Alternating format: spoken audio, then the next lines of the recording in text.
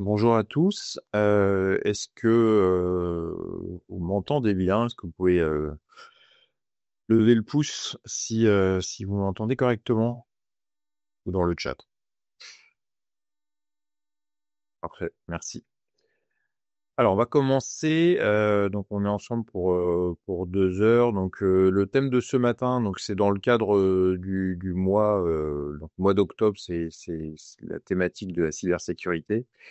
Donc on arrive à la fin du mois et donc on a choisi de faire un focus sur les services de sécurité essentiels donc au sein d'une infrastructure Azure. Donc ce webinaire va être présenté par Damien Greffard, donc qui sera un webinaire essentiellement orienté autour de démonstrations. Donc il y aura assez peu de diapos, donc juste des diapos, on va dire des schémas d'architecture et puis ensuite donc des démos pour présenter tout ça.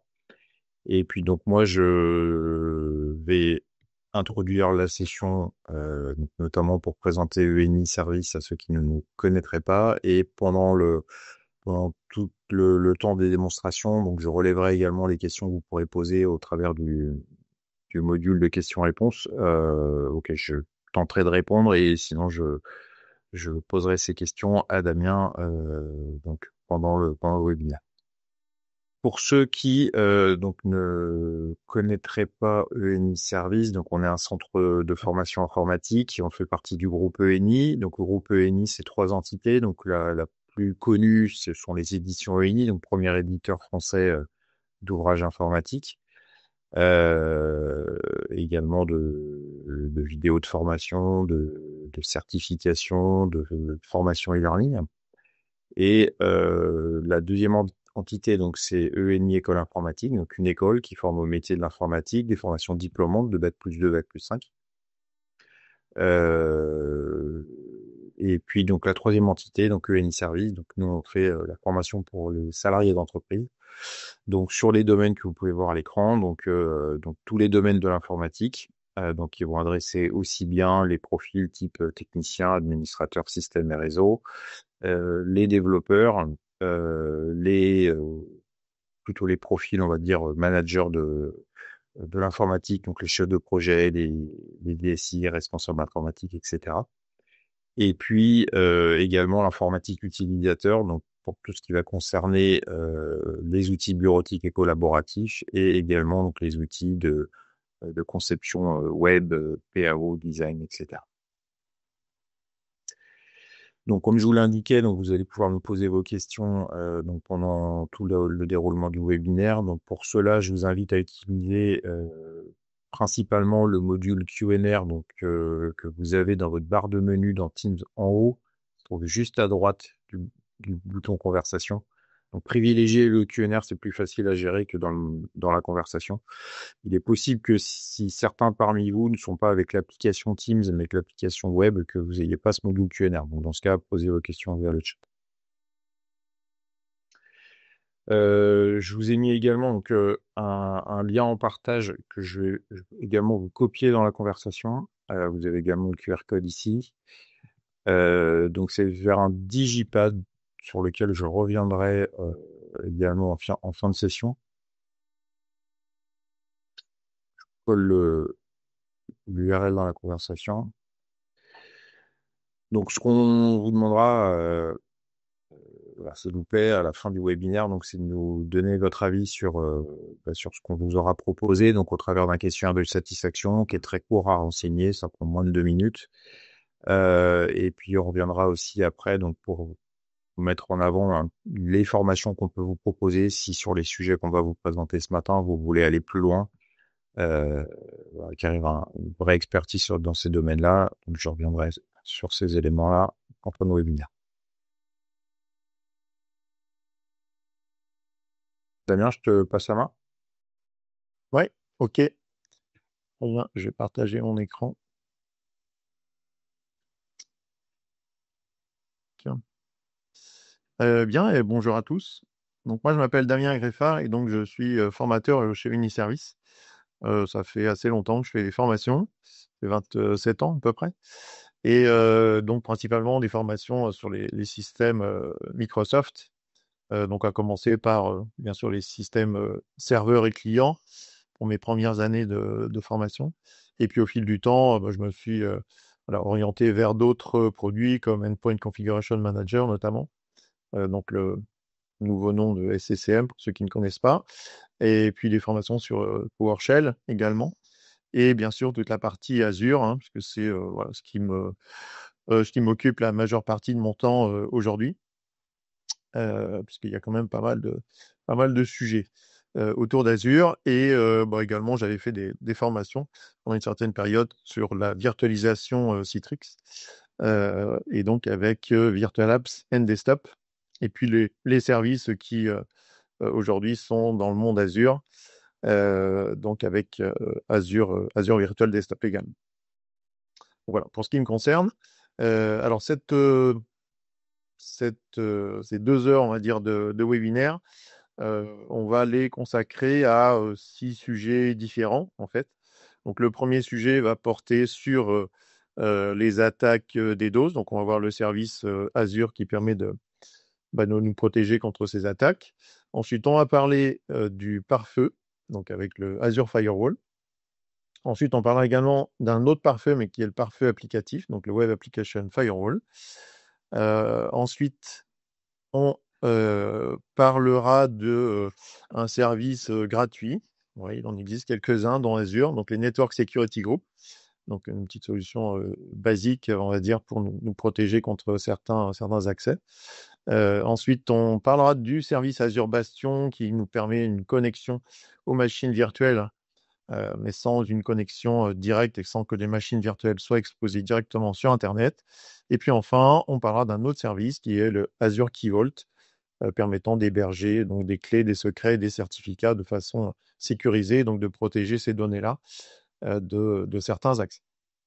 Donc comme Benjamin le disait, donc je vais principalement vous faire des démonstrations. Donc j'ai un certain nombre d'infras qui ont été déployés au travers de Terraform d'ailleurs, hein. Je pourrais vous montrer éventuellement si, en fonction du timing. Donc j'ai 6 configurations, 6 déploiements différents qui ont été mis en œuvre. Et puis je vais vous présenter voilà, quelques petites notions théoriques, mais plutôt assez rapides. Hein, le but du jeu, c'est plutôt de vous montrer comment ça se passe dans l'environnement Azure. Donc, on va commencer tout de suite par le premier service, donc, qui concerne donc, la protection contre les attaques DDoS. Donc, il y a un service dans Azure pour ça, et alors qui n'est pas gratuit, hein, forcément, qui peut même être assez cher suivant le SKU que vous allez utiliser. Bon, le principe étant hein, de protéger votre environnement contre des attaques qui pourraient rendre vos ressources indisponibles. Hein. C'est le principe de ce Distributed Denial of Service, c'est d'utiliser certains mécanismes. Moi, je vais en utiliser un dans la petite démo, permettant justement de solliciter un certain nombre de ressources et du coup d'effondrer un petit peu ces ressources-là, empêchant de répondre à des requêtes qui, elles, seraient légitimes. Donc, ce service de protection Azure DDoS va agir au niveau des couches 3 et 4. On va avoir 2 SKU. Donc, les SKU étant les différents modèles en fait, de ressources qui existent dans Azure. Les SKU en question sur la protection DDoS sont le network et le IP protection. Alors, le network vous permet de couvrir un certain nombre d'adresses IP. Je crois qu'on est à 200 adresses IP qui sont protégées, alors que le IP protection est un SKU qui vous permet une protection individuelle, mais qui peut quand même coûter assez cher et assez rapidement. La protection réseau va être plus intéressante, plus rentable en fait que la protection par adresse IP. Normalement, j'ai un lien vous permettant de voir ça. Voilà. Donc la protection IP a quand même un certain nombre de fonctionnalités en commun évidemment avec la protection réseau, mais comme je vous disais, c'est une protection qui est individuelle par adresse. Et la protection réseau va avoir quelques fonctionnalités supplémentaires, notamment la réponse du support rapide, permettant d'avoir un accès par l'intermédiaire de tickets et donc de pouvoir résoudre plus rapidement le problème. La protection des coûts qui en fait va vous permettent de récupérer sous forme de crédit les éventuels coûts qui auraient été engendrés par une attaque DDoS qui aurait pu déclencher un système de scaling et donc de rajouter des instances et donc des coûts supplémentaires. Et puis, comme je vous disais, là, on est protégé par adresse IP. Alors, je vous ai peut-être dit 200 tout à l'heure, pardon.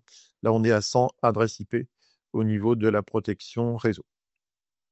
Bon, pour ce qui concerne la mise en œuvre se fait au niveau de la protection réseau par l'intermédiaire d'une ressource qui s'appelle le plan de protection Azure DDoS. Quand il s'agit de la protection par adresse IP, c'est une activation qui se fait au niveau de l'adresse IP. C'est ce que je vais faire moi dans mon environnement, en sachant que, attention, pour ceux qui veulent tester cette protection DDoS ici, testez-le, mais supprimez rapidement la ressource, sans quoi vous pourrez avoir, alors, soit vous avez un abonnement avec une facturation, et là, vous aurez une petite surprise à la fin du mois. Ceux qui ont des abonnements avec un crédit, comme c'était mon cas lorsque j'avais fait le test, il se peut que votre abonnement soit désactivé parce que votre crédit va être épuisé assez rapidement. Donc, méfiance par rapport à ça.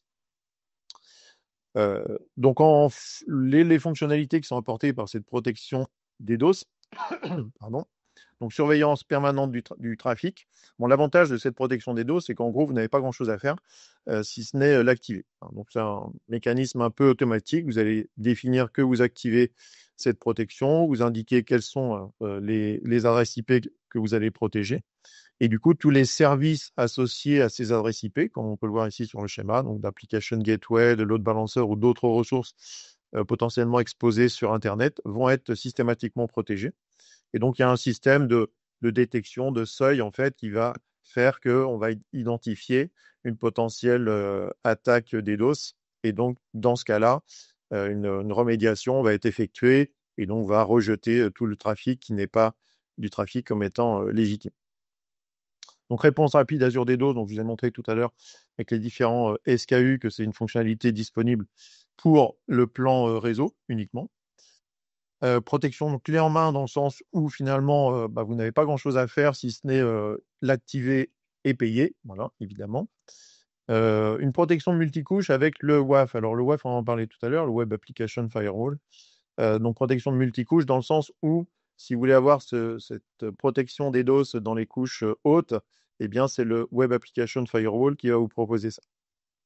Et puis la maîtrise des coûts, comme j'évoquais tout à l'heure, c'est le principe qui consiste à récupérer sous forme de crédit d'éventuelles dépenses pour lesquelles vous n'auriez pas été à l'origine, mais c'est l'attaque des doses qui aurait déclenché ces dépenses. Donc voilà, pour faire un petit tour, comme je disais, très rapide sur le sujet. Je vais vous montrer sous forme de démo. Donc à chaque fois, j'aurai une démo. Donc c'est le déploiement que j'ai effectué ici, donc plutôt assez basique. On a un réseau virtuel avec un load balancer et deux machines virtuelles dans un back-end pool. Ce load balancer a une adresse IP publique et c'est cette adresse IP publique qui est protégée en fait par la protection des DOS. Donc c'est voilà, uniquement la protection IP, hein, donc le SKU le moins cher, dans un premier temps en tout cas. Et puis, sur cette adresse IP, j'ai activé plusieurs choses. Je vais vous montrer dans la petite vidéo que j'ai enregistrée là sur le sujet. J'ai activé donc notamment le fait que s'il y a une attaque, eh bien, il y aura une alerte qui va être déclenchée et cette alerte va ensuite déclencher l'envoi d'un mail donc sur ma messagerie. Et puis, j'ai également activé un diagnostic settings, donc c'est-à-dire un paramètre qui va collecter un certain nombre de données, en l'occurrence des logs et des métriques, qui seront envoyés ensuite dans un log analytic workspace, permettant ensuite de requêter, d'exploiter sous différentes formes ces données. Donc, pour simuler cette attaque DDoS, en fait, vous pouvez trouver sur Internet, donc vous trouvez ça dans les documentations Microsoft, différents sites permettant de simuler. Donc là, en l'occurrence, celui que j'ai utilisé, c'est le Breaking Point Cloud. Donc, vous pouvez y accéder avec un compte gratuit et puis faire un certain nombre de petites démonstrations, de petites simulations, pardon, sur cet aspect-là. Alors, je vais vous passer, moi, une vidéo parce qu'en fait, cette simulation prend un peu de temps, hein, donc il faut compter une bonne dizaine de minutes pour que ça déclenche en fait l'attaque des doses. Donc j'ai enregistré ça. Que je démarre pas trop vite ma vidéo. Voilà. Donc le déploiement que vous avez ici sous les yeux correspond au petit schéma que je vous ai montré. Et donc sur l'adresse IP publique qui est associée au load balancer, on va juste faire un petit test ici dans un premier temps pour vérifier que l'accès est bien opérationnel. Alors, derrière mon load balancer, vous avez vu, j'avais 2 machines virtuelles. Et donc, en forçant un peu l'actualisation, on arrive à basculer sur soit la VM1, soit la VM2. Bon, il faut quand même insister un peu quand on fait des tests depuis une même machine. Bon, voilà. Vous voyez, ça a quand même basculé, mais c'est pas forcément toujours simple à tester. Alors, ça, c'est juste pour vérifier le bon fonctionnement. Et puis, pour vous montrer un peu la configuration qui a été faite, donc sur l'adresse IP publique, comme je vous ai indiqué, voilà, on a la protection IP qui a été activée.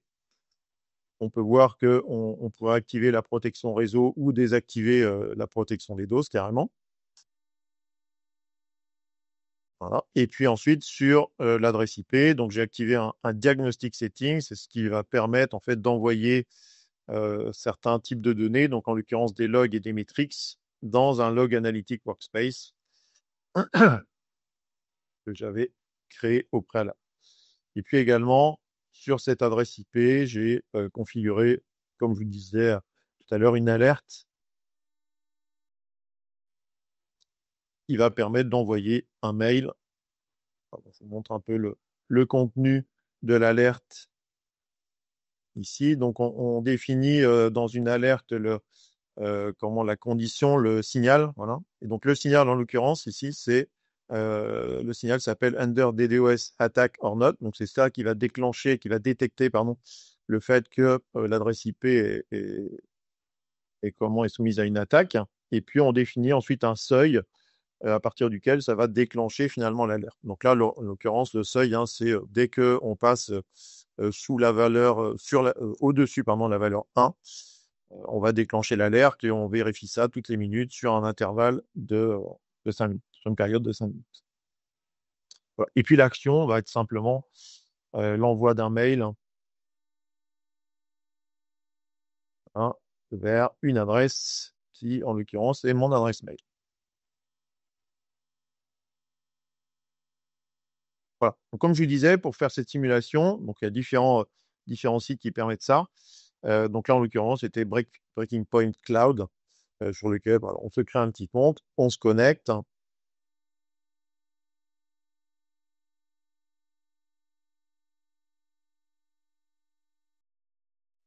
Voilà. Et à partir de là, on va indiquer quelle est l'adresse IP que l'on veut attaquer, entre guillemets. Donc là, je récupère déjà dans un premier temps l'adresse IP publique de mon load balancer.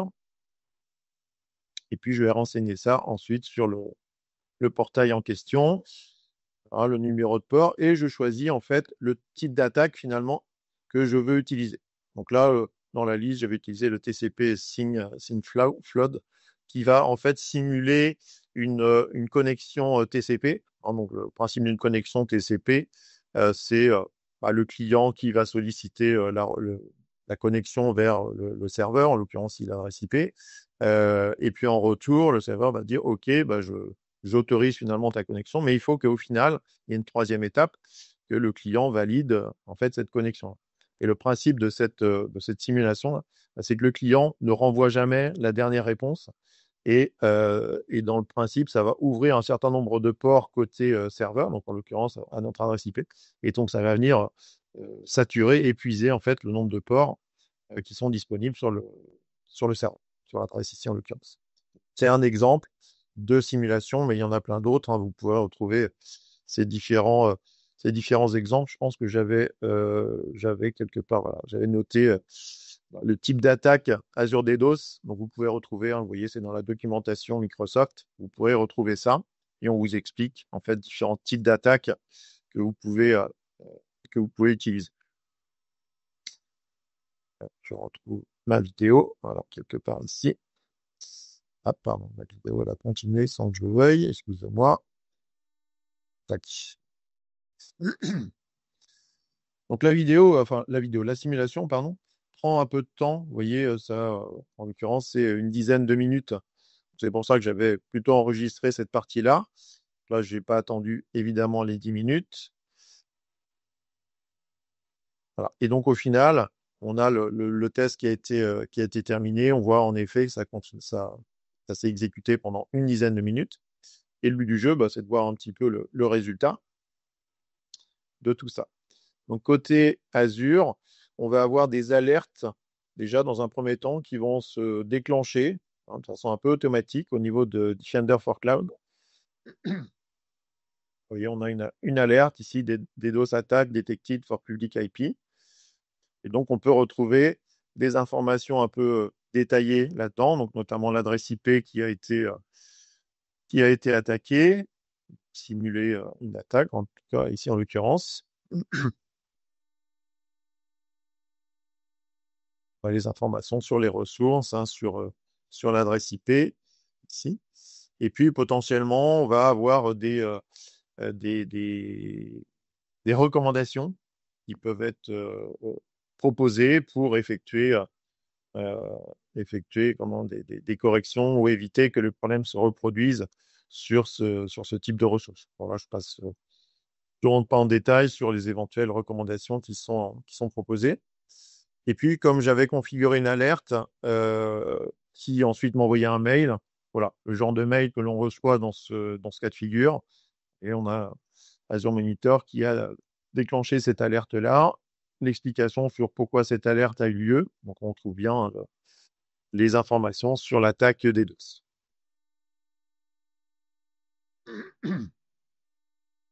Voilà. Et puis, si on veut en savoir un peu plus ou avoir un peu plus d'informations, eh bien, on peut ensuite aller voir dans le Log Analytic Workspace les données qui ont été remontées. Donc, ce Log Analytic Workspace est organisé sous forme de tables. Donc, il y a beaucoup de tables suivant les données que l'on envoie.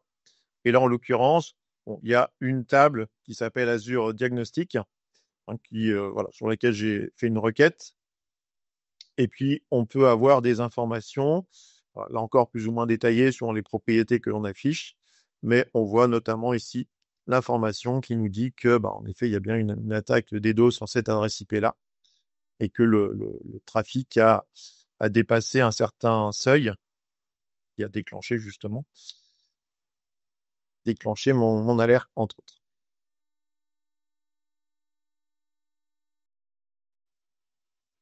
Alors, je l'ai dû afficher, voilà. J'ai une autre requête ici qui permet aussi, j'ai un autre affichage, d'identifier quelles sont les adresses IP sources à l'origine de cette attaque DDoS. Donc, la destination est toujours la même, c'est normal. Le port et ici le nombre, en fait, de tentatives d'attaque DDoS sur cette adresse. On peut voir aussi que dans le petit outil qui a été utilisé avec Breaking Point Cloud, que finalement la source n'est pas la même, ce qui peut aussi rendre les choses un peu plus compliquées finalement.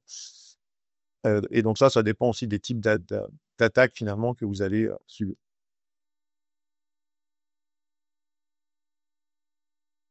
Et puis je dois avoir un autre rapport, voilà, une autre requête qui interroge une autre catégorie où on va cette fois-ci voir finalement que des informations un peu plus détaillées sur le trafic. On voit qu'il y a des paquets en fait qui ont été rejetés. Il y a des paquets TCP qui sont arrivés et qui finalement ont été rejetés liés au fait que la protection des DOS a fait son travail. Ok, donc voilà, cette petite simulation.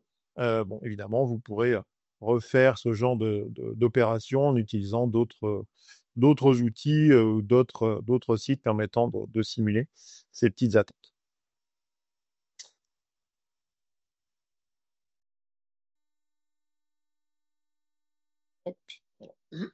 Donc voilà, pour cette première partie sur la protection des DOS. Deuxième partie, le firewall Azure, donc pour contrôler et surveiller le trafic réseau.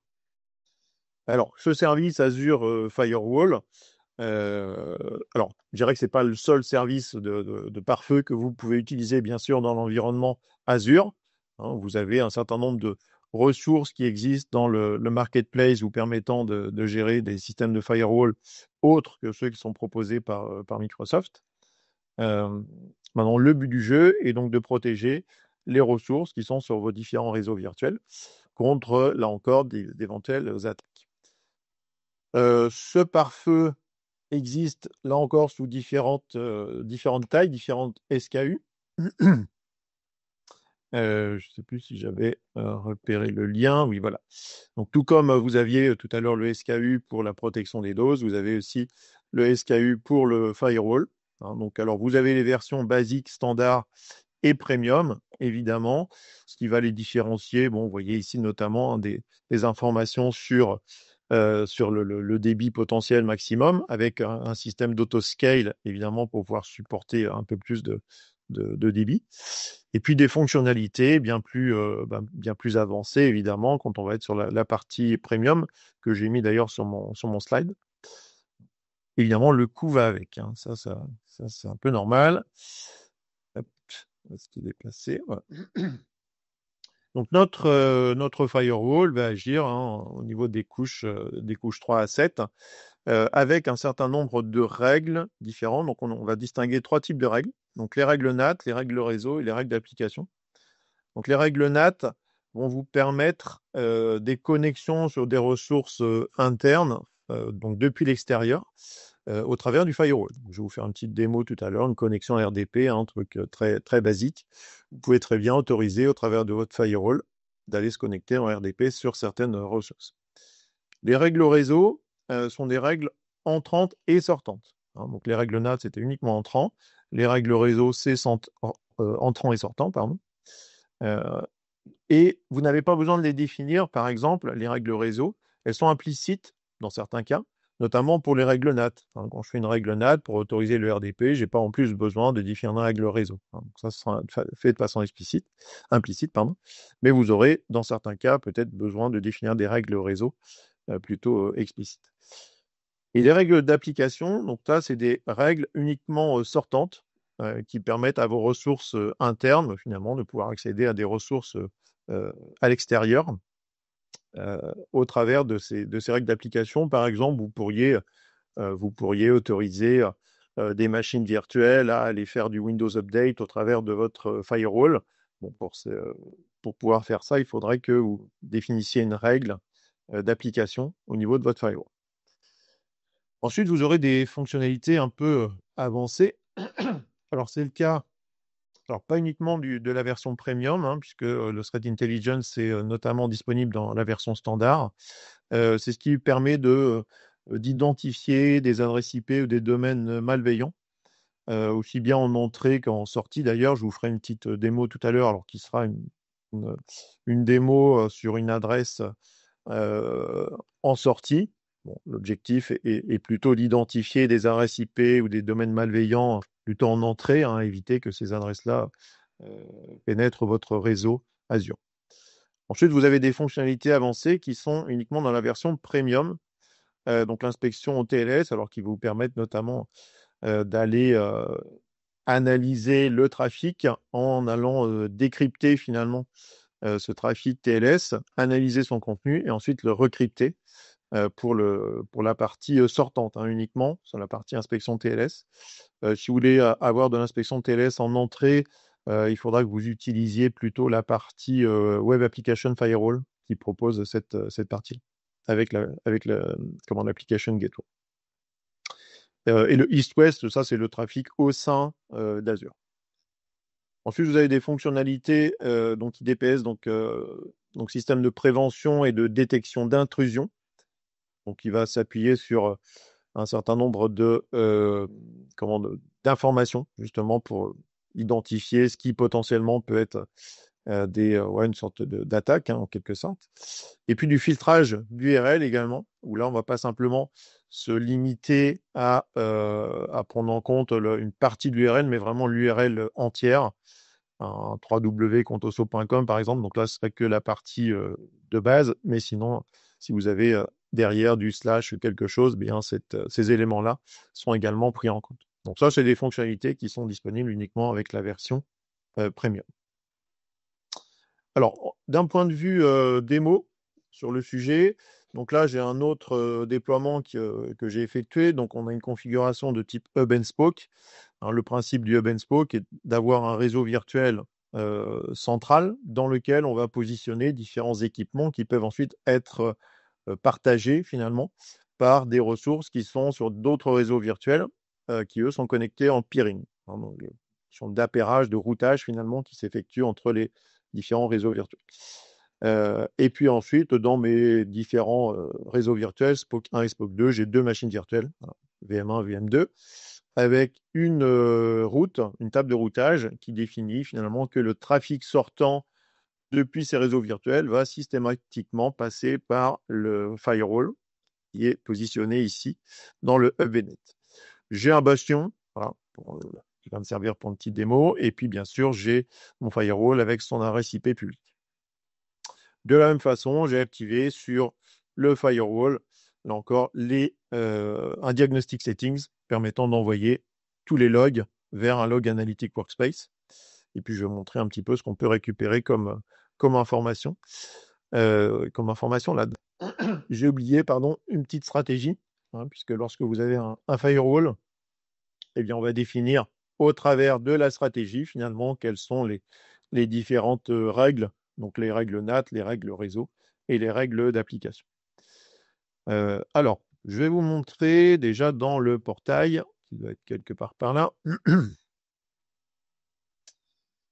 Donc, j'ai mon déploiement donc, dans un groupe de ressources qui s'appelle Firewall RG. J'ai ici toutes les ressources qui correspondent au petit schéma que je vous ai montré. Dans ma policy, qui est là, comme je vous disais, j'ai un certain nombre de règles qui ont été créées. Donc, une règle des NAT ici qui va me permettre d'établir une connexion RDP vers la machine 1, vers la VM1. J'ai ensuite une règle réseau qui va me permettre d'établir des requêtes DNS, donc vers le 8888. Voilà. Donc ça, ce sera pour la VM2. Hein, donc là, je précise à chaque fois, évidemment, quelle est la source qui va être impactée par cette règle-là. Là, je n'avais pas précisé, pardon, dans la règle DNAT. La source, c'était n'importe quoi, c'est-à-dire depuis n'importe où sur Internet, je vais pouvoir ensuite faire du RDP vers ma machine virtuelle. Bon, évidemment, ce qui n'est pas très judicieux, c'est d'avoir une source en étoile ici. Hein. On pourrait justement préciser d'un REST-IP venant d'un réseau on-premise, d'un REST-IP public correspondant à un réseau on-premise, par exemple, hein, pour limiter ce genre d'accès. Et puis, j'ai également deux règles d'application. Une qui va permettre à la machine virtuelle 2 d'aller sur le site www.bing.com. Et puis, j'ai une autre règle qui a été mise en place pour autoriser, ça c'est pour le test de Threat Intelligence, d'aller tester un domaine, qui est un domaine identifié par Microsoft comme étant un domaine malicieux, on va dire. Et donc ça, c'est uniquement pour faire ce petit test.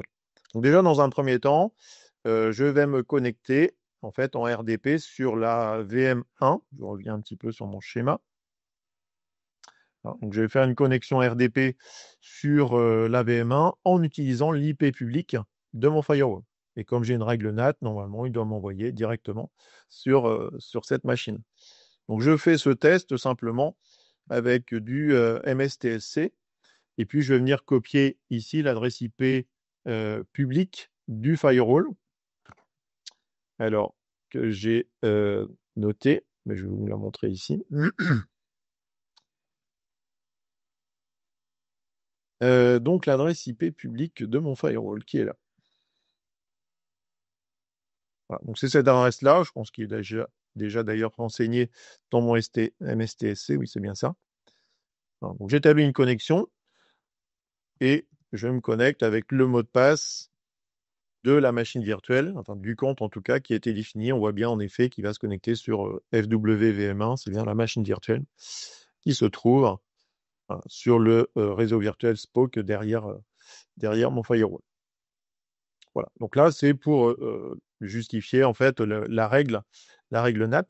Si depuis cette machine-là, j'essaye d'accéder à un site www.microsoft.com, hein, par exemple. Voilà. Donc là, j'ai bien une règle qui va en fait refuse, voilà, en tout cas, j'ai pas de règle correspondant m'autorisant finalement à accéder à Internet depuis ce réseau. Donc, deuxième test que je peux faire à partir de cette machine-là, c'est tenter de faire une résolution d'un nom. Donc, je vais faire un NSLOOKUP sur www.bing.com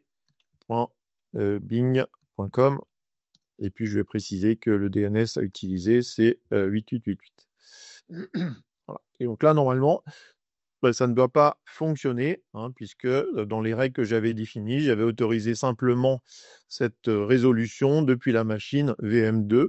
Hein, et donc, en effet, la machine VM1, elle, n'est pas autorisée à faire ce genre de choses. Maintenant, je vais me connecter sur l'autre machine virtuelle. Donc, je vous remets le schéma. Je vais me connecter sur la VM2, mais comme je n'ai pas de règle NAT pour aller me connecter sur la VM2, je vais utiliser le bastion. Alors, je vous parlerai un petit peu tout à l'heure du bastion. Le bastion étant un intermédiaire permettant ensuite d'aller me connecter sur des machines en interne. Et le peering peut être utilisé pour établir ce genre de connexion. Donc, je vais lancer ma connexion sur la VM2 à partir du bastion. Donc, pour ça, je sélectionne en fait directement la machine, donc Firewall VM2, et puis j'ai une option ici permettant de me connecter à partir du bastion. Azure User, ça c'est le nom du compte.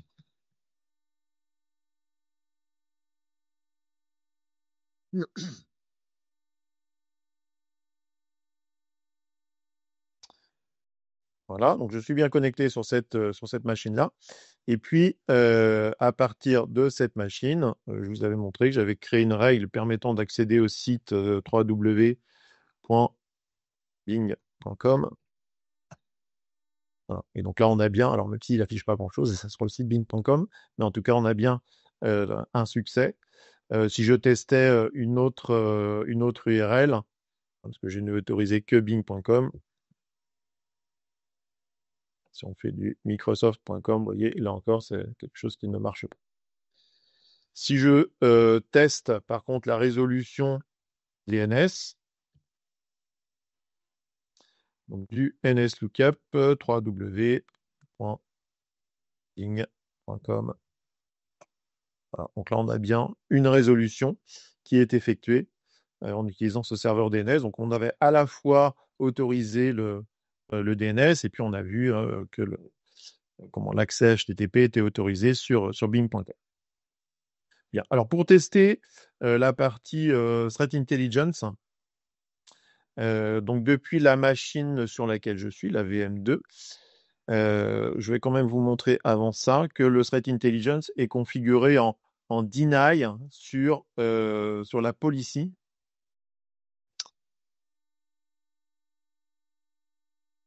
Je retourne dans Azure Policy.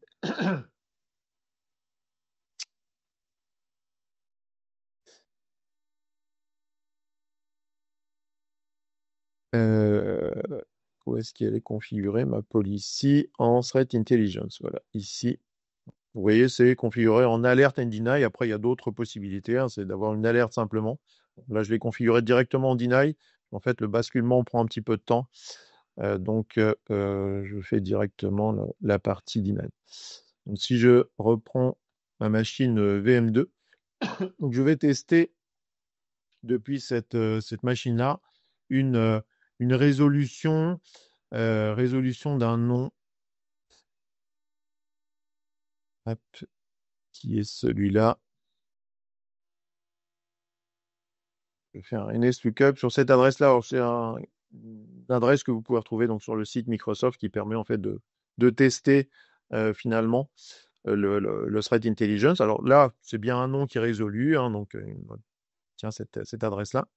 Et puis, je vais tenter, enfin simuler en tout cas, une récupération de d'informations sur cette adresse-là. Hein, puis là, il essaye de se connecter. Et en fait, comme c'est une adresse qui a été identifiée comme étant une adresse malicieuse, voilà. Donc normalement, ça va aboutir sur un échec de connexion. Et ça, c'est le Threat Intelligence qui permet ça. Ce sont des accès entrant vers des accès en interne vers l'extérieur. Bon, normalement, la protection est plus pour protéger des accès venant d'adresses IP ou de domaines malicieux, mais depuis l'extérieur. Mais en tout cas, on peut vérifier que ça marche dans les deux sens. Voilà. Donc là, on a bien des échecs de connexion. Et donc, c'est le Threat Intelligence qui a permis cette chose. Alors, comment le valider? Là, j'ai plus besoin de me connecter sur la machine. Pour le valider, eh bien, il suffit d'aller en fait sur le Log Analytic Workspace qui est associé ici à mon déploiement, qui est là, mon Log Analytic Workspace, et puis d'aller requêter dans les différentes tables. Alors, ça prend toujours un peu de temps. Alors, j'avais un peu anticipé, donc normalement, je dois avoir ma table en effet, donc AZ de Firewall Threat Intelligence. Alors, je peux la requêter comme ça. Voilà, bon, j'avais anticipé un peu les choses. Donc là, on voit qu'il y a du trafic. Et on voit en effet qu'il y a du trafic qui a été rejeté. Je peux exécuter une requête. Alors, c'est pas celle-là. Une requête qui permet de limiter un petit peu la quantité d'informations qui va être affichée. Voilà. Donc là, cette requête va simplement regarder ce qui s'est passé dans les 15 dernières minutes ici, et puis afficher les propriétés sur l'action, donc le deny, justement ici. J'affichais le FQDN. Pourquoi est-ce qu'il ne m'affiche pas action, destination, FQDN? Tiens, bizarre. Destination IP. Alors, je pense que... Attendez, je vais enlever ça parce qu'à mon avis, je vais enlever ce where. Hop. Pourquoi je veux pas le FQDN, hein?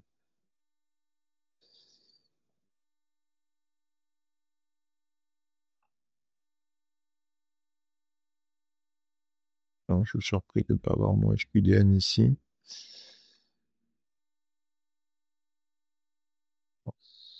Soit, j'ai pas encore les données. Ça date de quand? 7h48. 9h42. Alors, comme il y a un petit décalage dans les heures. Ouais. Ici, j'ai pas la propriété qui m'intéresse. Bon, c'est pas bien grave. C'est pas bien grave. Normalement, j'ai une information, mais je pense que c'est peut-être plus lié au fait que les données sont pas encore remontées, à mon avis, par rapport au test que j'ai effectué. En tout cas, on voit quand même qu'il y a l'action deny qui a été effectuée ici. Hein, par rapport à l'adresse, on trouve bien l'adresse, donc le 2033.8.6. J'ai fermé ma page, mais c'était l'adresse qui a été obtenue lorsque j'ai fait mon NSLookup. Okay. Et puis, bon, voilà, il y a une indication ici qui indique que c'est un nom de domaine qui a été... alors, qui est propriété de Microsoft, mais en fait qui est utilisé justement pour faire ce genre de simulation. Bien, donc voilà pour ce petit aperçu sur la partie Azure Firewall, et puis comment on va pouvoir, au travers des règles ici, contrôler certains éléments, certains aspects. Alors, je passe sur la troisième partie. Donc, c'est la sécurisation des applications avec le Web Application Firewall. Donc, comme je l'ai pu l'évoquer tout à l'heure, quand on a vu le premier élément où on parlait de la protection des DOS, je vous ai dit, éventuellement, si on veut rajouter cette protection au niveau de la couche application, eh bien, il faut utiliser le Web Application Firewall. Donc, le but du jeu est de protéger vos applications contre certaines attaques, certaines vulnérabilités, sans pour autant aller modifier le code au niveau de vos applications. Et donc, l'avantage, c'est justement d'avoir une configuration centralisée des différentes vulnérabilités connues, puisque tout ça va être géré de façon un peu automatique au niveau du Web Application Firewall. Donc, on va avoir des listes de vulnérabilités qui sont géré par le Microsoft Cybersécurité. Et puis ensuite, vous allez pouvoir faire bénéficier finalement de toutes ces corrections centralisées à toutes vos applications sans pour autant avoir besoin de faire des modifications sur vos applications. Donc, c'est ce qui vous rajoute, hein, comme je disais, la protection DDoS au niveau de la couche application, à la différence de l'Azure DDoS protection qui agit au niveau de la couche réseau. Ce que j'ai oublié de préciser tout à l'heure, quand j'ai parlé de la protection Azure DDoS, c'est que vous avez également un niveau gratuit au niveau de l'infrastructure Azure. Pour autant, elle peut ne pas être suffisante, puisqu'elle va se déclencher avec des seuils peut-être un peu plus élevés que ce qu'on devrait ou ce qu'on souhaiterait avoir au niveau des applications ou au niveau du réseau. Et c'est la raison pour laquelle on va rajouter cette couche Azure DDoS protection. Hein, et donc la partie gratuite finalement au niveau d'Azure n'est pas suffisante quand on veut un niveau un peu plus avancé. Donc vous allez pouvoir protéger vos applications contre de différents types d'attaques, hein, donc l'injection SQL, le cross-site scripting. Hein, vous pouvez aussi retrouver forcément la liste un peu de toutes les types d'attaques qui peuvent exister. Et puis, comme je vous dis, au sein du Web Application Firewall, vous allez avoir un ensemble de règles qui sont prédéfinies, qui sont mises à jour hein, pour détecter automatiquement de nouvelles vulnérabilités qui peuvent voir le jour. Alors, le Web Application Firewall ne se déploie pas tout seul, je dirais. Hein, il est forcément associé à des services comme l'Application Gateway ou Frondor. Donc, c'est en fait des SKU différents que vous allez déployer. Donc, quand vous choisissez de déployer une Application Gateway, soit vous choisissez avec ou sans le Web Application Firewall. Et c'est la même chose pour le Frondor. Donc, ces deux solutions-là sont des solutions de load balancing. Hein, il en existe 4 en fait dans Azure. Vous avez le load balancer, vous avez l'application gateway, vous avez le Frondor et vous avez le traffic manager. Et ce qui va les différencier, c'est le fait que ces services-là agissent, soit déjà sont des solutions de load balancing qui sont soit régionales, soit globales. On a plutôt le load balancer qui est régional et l'application gateway qui est aussi régional. Et les deux autres qui agissent à l'échelle plutôt globale, c'est le Frondor et le traffic manager. Et puis il y a une autre différence sur ces load balancers, c'est de savoir à quelle couche ces load balancers agissent. Donc le load balancer, ce qu'on appelle le load balancer, lui, il est plutôt au niveau de la couche 4. L'application gateway et le Frondor vont plutôt agir au niveau des couches hautes. Et c'est pour ça qu'on va pouvoir leur associer ici un Web Application Firewall. Donc c'est une combinaison des deux ici qu'on va déployer pour ensuite pouvoir protéger les services, les applications qui sont derrière cette application gateway dans ce qu'on va appeler les back-end pools. Alors, en termes de simulation que je vous ai préparé ici, donc là encore, j'ai un autre déploiement avec mon réseau virtuel dans lequel j'ai déployé une application gateway avec le Web Application Firewall. Une stratégie forcément qui définit en gros qu'est-ce qu'on va protéger et à quoi je vais associer ça, en sachant que, comme c'était évoqué sur mon slide précédent, stratégie personnalisée pour différents sites.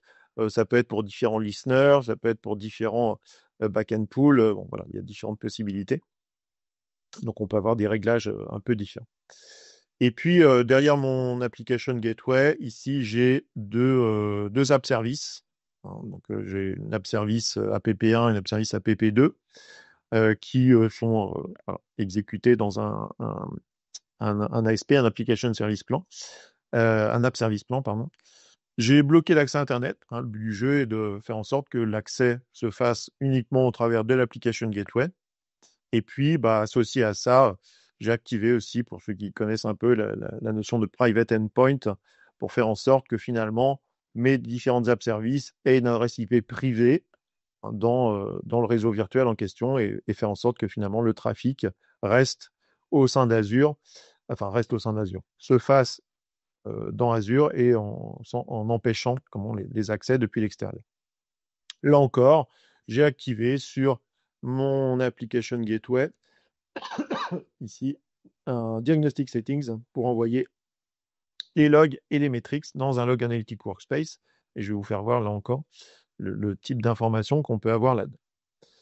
Bon, alors déjà, dans un premier temps, je vais vérifier que l'accès à mon application gateway en utilisant l'adresse IP publique de l'application gateway s'effectue correctement. Donc l'adresse IP publique de mon application gateway, là encore, je vais vous la récupérer. Donc on est sur du WAF ici. Donc j'ai l'application gateway, j'ai l'adresse IP publique de l'application gateway. Et donc j'ai cette adresse 20.188.38.93. Donc je vais simplement me connecter en HTTP sur cette adresse-là. Voilà. Et en fait, donc là, je passe au travers de mon... Parce qu'il est mon schéma, il est là. Je passe au travers de mon application gateway, ici, qui ensuite va faire un système de load balancing vers une des deux applications. Là, on est dans le fonctionnement normal. Bon, c'est une application qui est très basique, hein. C'est une page par défaut qui s'affiche sur la page.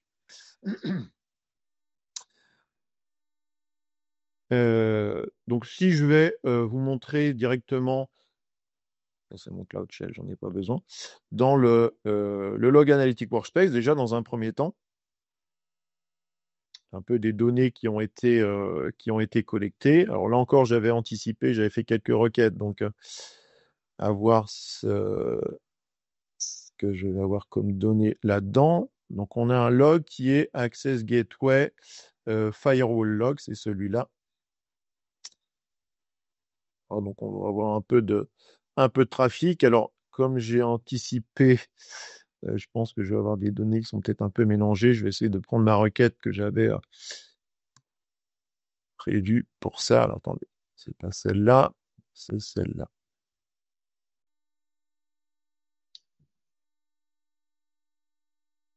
Voilà. Donc là, dans un premier temps, ce sont juste des éléments, est-ce que j'ai bien pris le bon truc? Oui.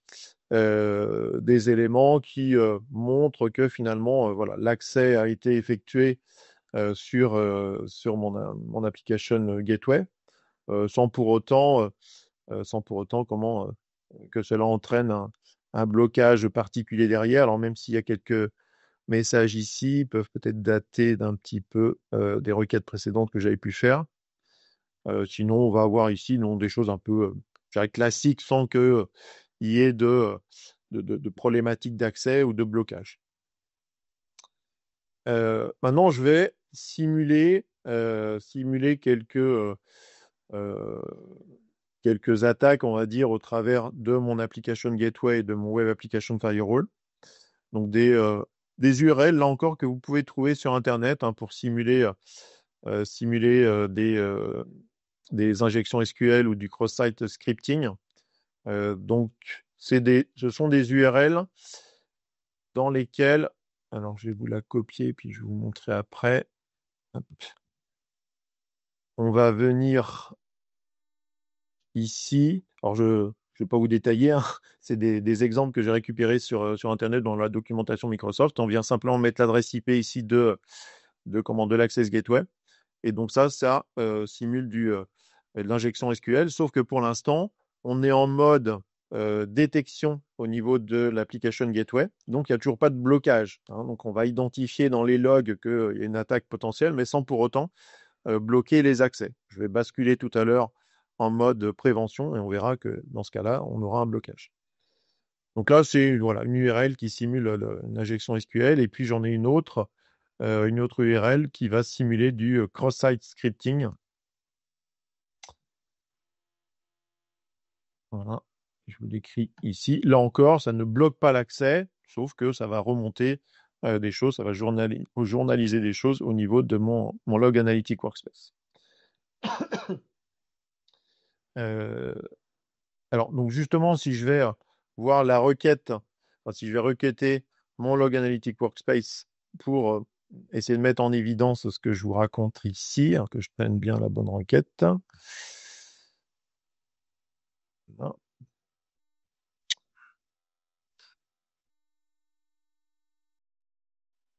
Hop, là, je ne faisais plus de ça. Alors, comme ça prend un petit peu de temps, à voir si j'ai... Oui, si on arrive quand même à voir ici dans le message, vous voyez, j'ai ici du SQL injection. Est-ce que j'ai le possible XSS? Il n'est peut-être pas encore apparu celui-là. Ouais, le cross-site scripting. Ouais, alors là, je le vois pas dans la liste, mais voilà, c'est qu'une question de temps. Alors, mais on voit ici, en tout cas, qu'il y a eu des informations, hein, donc des détections, SQL Injection Data detected via machin. Mais pour l'instant, on n'a toujours pas de blocage, hein. Donc, si l'objectif, évidemment, c'est de réellement protéger et donc de bloquer, eh bien, il faut aller modifier la stratégie. Donc, la stratégie, voilà, ici, et je vais la basculer, puisque là, vous voyez que le mode est en mode détection, simplement. Hein, je vais la basculer en mode prévention. Alors, c'est plutôt assez rapide, normalement.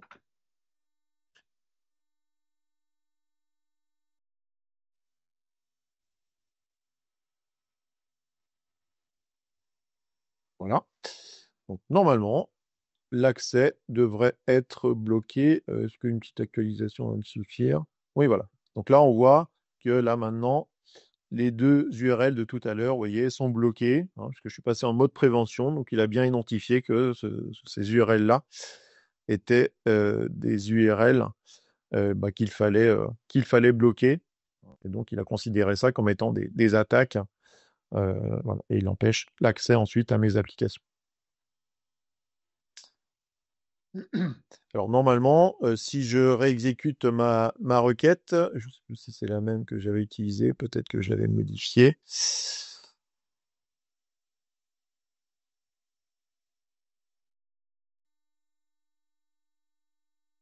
Pour exécuter ma requête sur le log Analytic Workspace.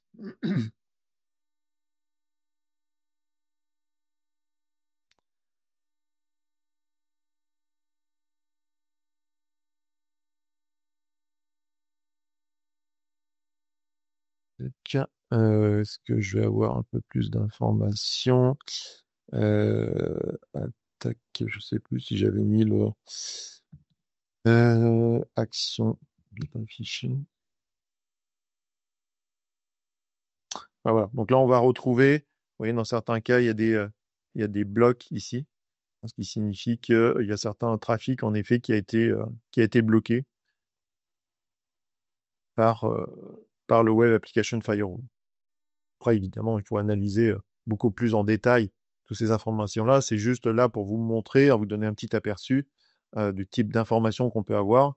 Et puis ensuite, hein, tout ce qu'on a dans le Log Analytic Workspace, bon, il y a différentes façons ensuite de l'exploiter. On pourrait très bien, pourquoi pas, relier ça à du Sentinel, hein, et ensuite faire en sorte que Sentinel puisse recouper aussi différentes informations et traite les données de façon un peu plus avancée que ce que je peux faire simplement de base avec mon Log Analytic Workspace.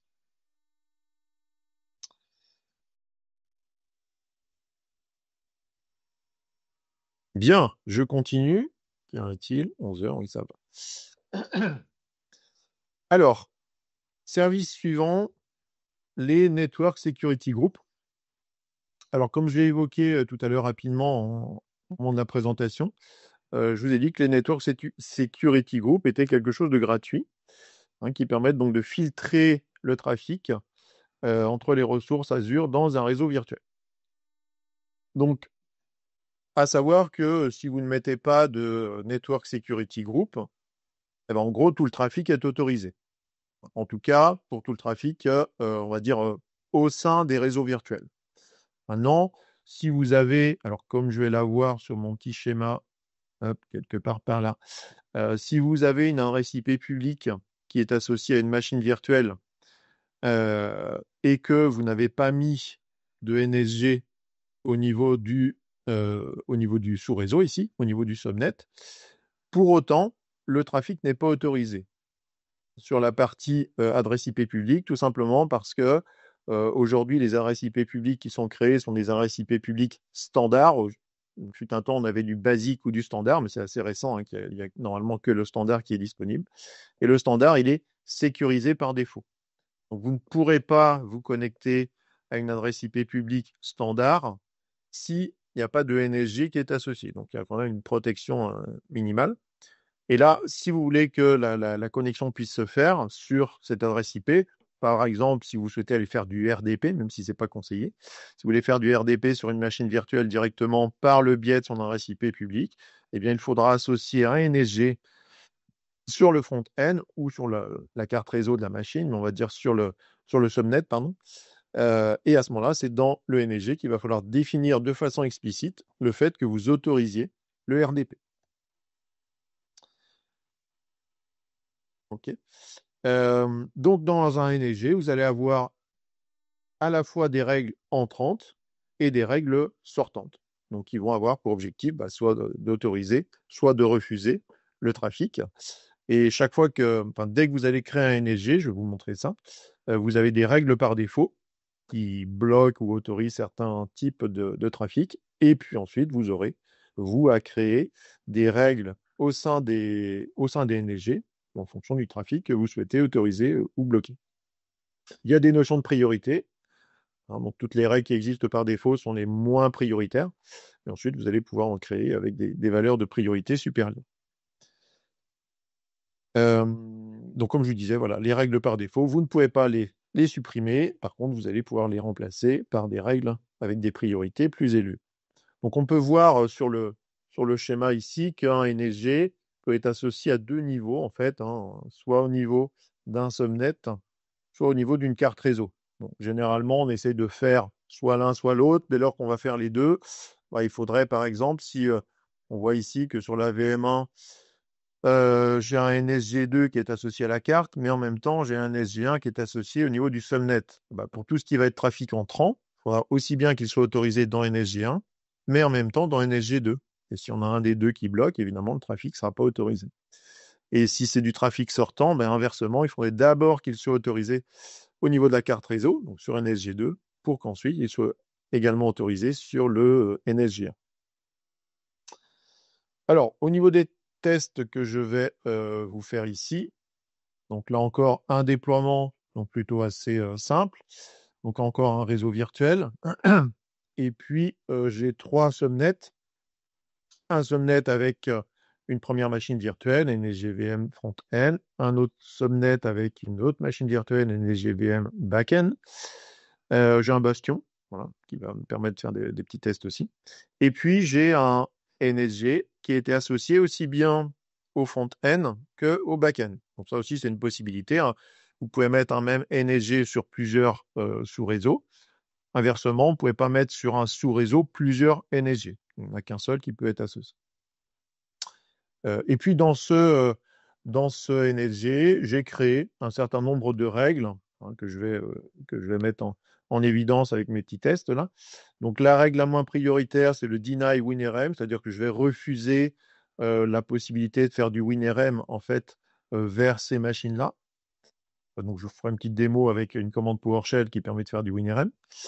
Je refuse tout le RDP, alors en sachant que, comme je vous ai expliqué tout à l'heure, le RDP, de toute façon, il est refusé de base sur l'adresse IP publique.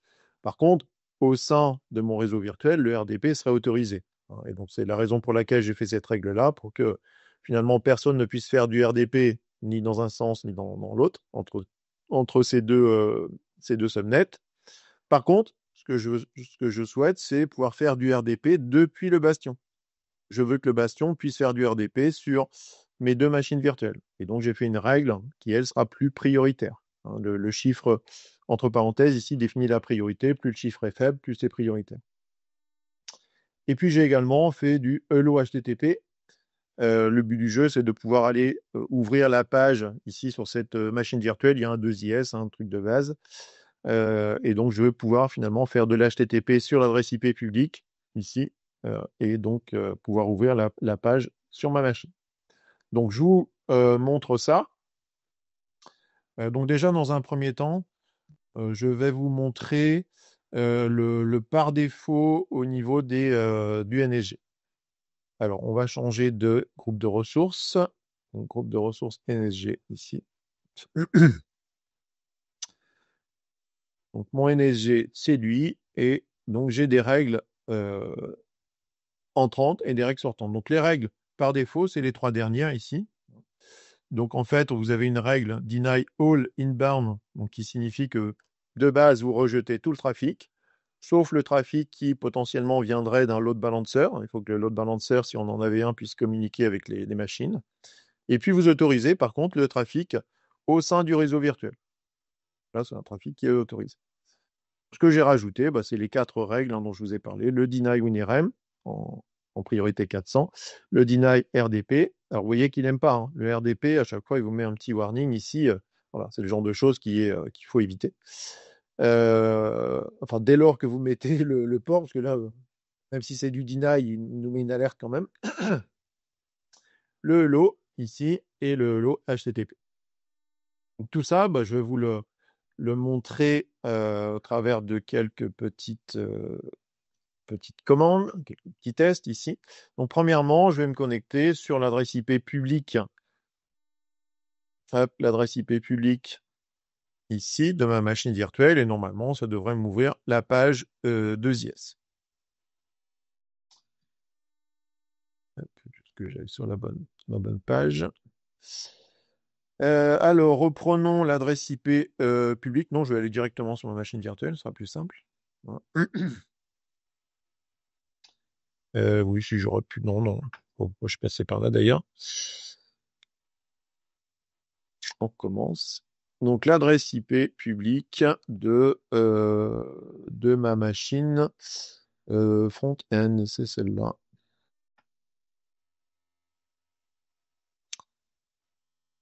Donc, ça doit être le 4.233.74.11. C'est bien ça. Et donc là, je vais ouvrir. Hop, un peu de différents onglets. Ouais. Donc, mon HTTP, parfait. Donc, j'ai bien accès à ma page de JS sur la machine en question. Donc, j'ai bien ma règle HTTP qui est opérationnelle. Par contre, je vais tester une connexion RDP sur la même adresse IP publique. Hein, et comme on a vu, je vais le fermer parce qu'à chaque fois, ça m'embête. Voilà. Comme on a vu au niveau des règles du Network Security Group, que le RDP, il était en fait rejeté. Hein, mais il y a plusieurs raisons, hein, comme je vous ai dit. C'est d'une part parce que c'est une adresse IP publique standard, donc de base, c'est sécurisé par défaut si on n'a pas de NSG. Si on met un NSG, ce sera quand même refusé parce que on a du deny all inbound. Donc là, on refuse tout, donc, y compris le RDP. Et puis le deny RDP all, là, il refuserait le RDP au sein du réseau virtuel. Donc moi, je vais tenter quand même de faire du RDP, donc juste pour se rendre compte que finalement, ça ne va pas marcher. Donc sur l'adresse IP que j'ai notée quelque part par là.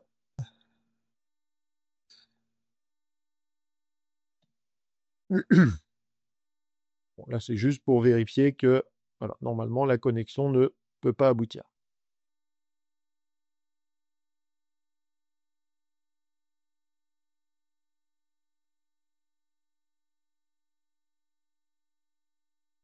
En effet, donc c'est bien le résultat prévu.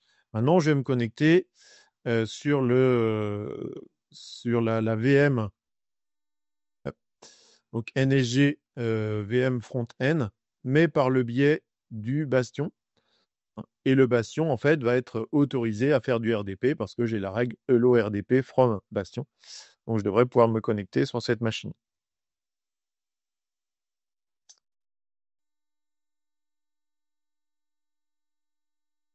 Donc, je vais prendre ma machine NSG VM front-end, c'est celle-là. Et je vais me connecter sur cette machine par le biais du bastion.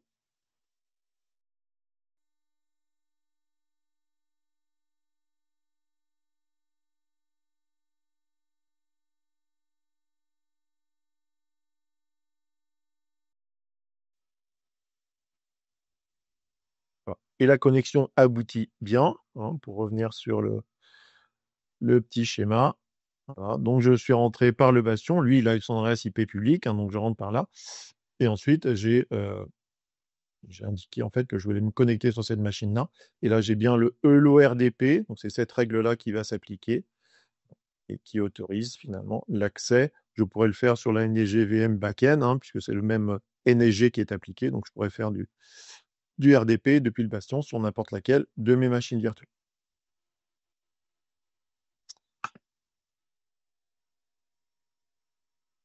Alors, autre test que je vais faire pour expliquer un petit peu la règle du WinRM.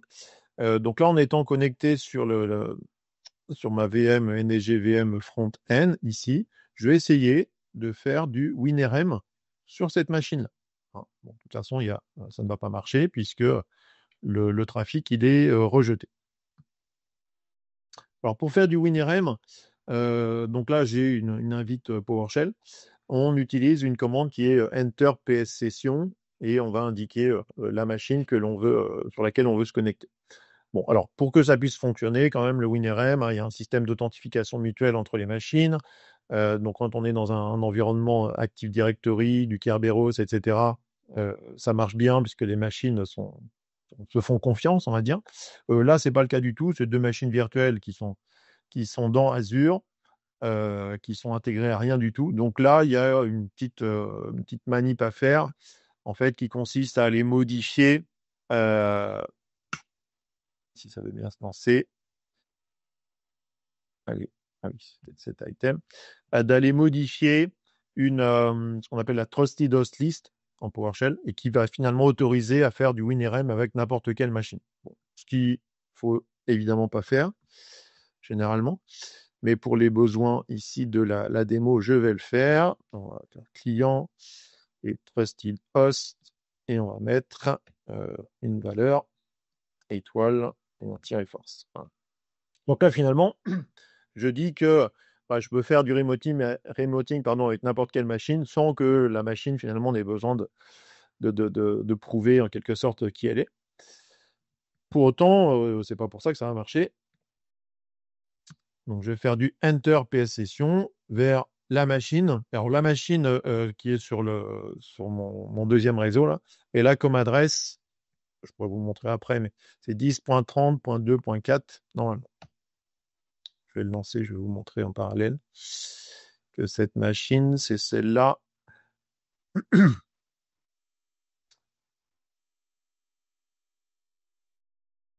Est-ce que j'ai son adresse IP? Voilà, 10.30.2.4, hein, c'est bien celle-là sur laquelle j'essaie de me connecter. Eh bien, j'essaie. Et donc, on a bien une erreur, hein, qu'il n'arrive pas à se connecter. WinRM, voilà, ne peut pas compléter l'opération, vérifier, blablabla, bla, bla, bla, etc. Donc là, ce qui me bloque, en fait, hein, c'est ma règle WinRM. La règle WinRM que j'ai configurée dans le NSG. Celle-là. Voilà, c'est celle-là. Et donc, ce que je vais faire, finalement, je vais autoriser ça. Donc, je vais aller carrément supprimer ma règle. Voilà, donc la suppression est rapide. Alors, le résultat n'est pas forcément toujours autant. Ça dépend. Des fois, c'est rapide, des fois, ça ne l'est pas. Et voilà, c'est bon, c'est passé. Donc là, je suis bien connecté en remoting sur la machine 10.30.2.4. Hein. Bon, pour vous le prouver, on peut afficher, par exemple, la variable computer name. Voilà, et il me renvoie bien, en effet, le nom de la machine sur laquelle je suis connecté en remoting. On va faire un exit. On va refaire le computer name pour voir qu'en effet, maintenant, je suis bien sur ma machine front-end et tout à l'heure, j'étais sur la machine back-end. OK. Donc voilà, pour la partie NSG, une petite démo assez simple. Donc ça, voilà, pour des blocages ou des autorisations de certains protocoles. Vous pouvez faire ça. Je peux juste vous montrer quand même quand on crée une règle de sécurité, puisque là, je les avais déjà créées à l'avance. On peut définir quelle est la source. On pouvait même faire référence à ce qu'on appelle des services tags, qui sont en fait soit des services Internet, des services Azure, pardon, de différentes régions. Il y a quand même le choix. Bon, l'avantage, c'est que si Microsoft fait des modifications dans les adresses IP associées à ces services-là, bah, vous n'avez pas à modifier vos règles parce que vous avez fait référence au service. Et puis, bah, vous pouvez utiliser des services qui sont préconfigurés, comme le RDP notamment, qui est là, ou alors faire du custom et préciser quel est le port de destination, les protocoles, si c'est une règle qui autorise ou qui refuse, et puis la priorité que vous allez définir, qu'on retrouve ici. Les priorités vont de 100 à 4096. En tout cas, pour les règles que vous allez créer, que vous allez créer, pardon. On voit ici que celles qui sont par défaut ont des priorités voilà, bien inférieures, avec des chiffres supérieurs.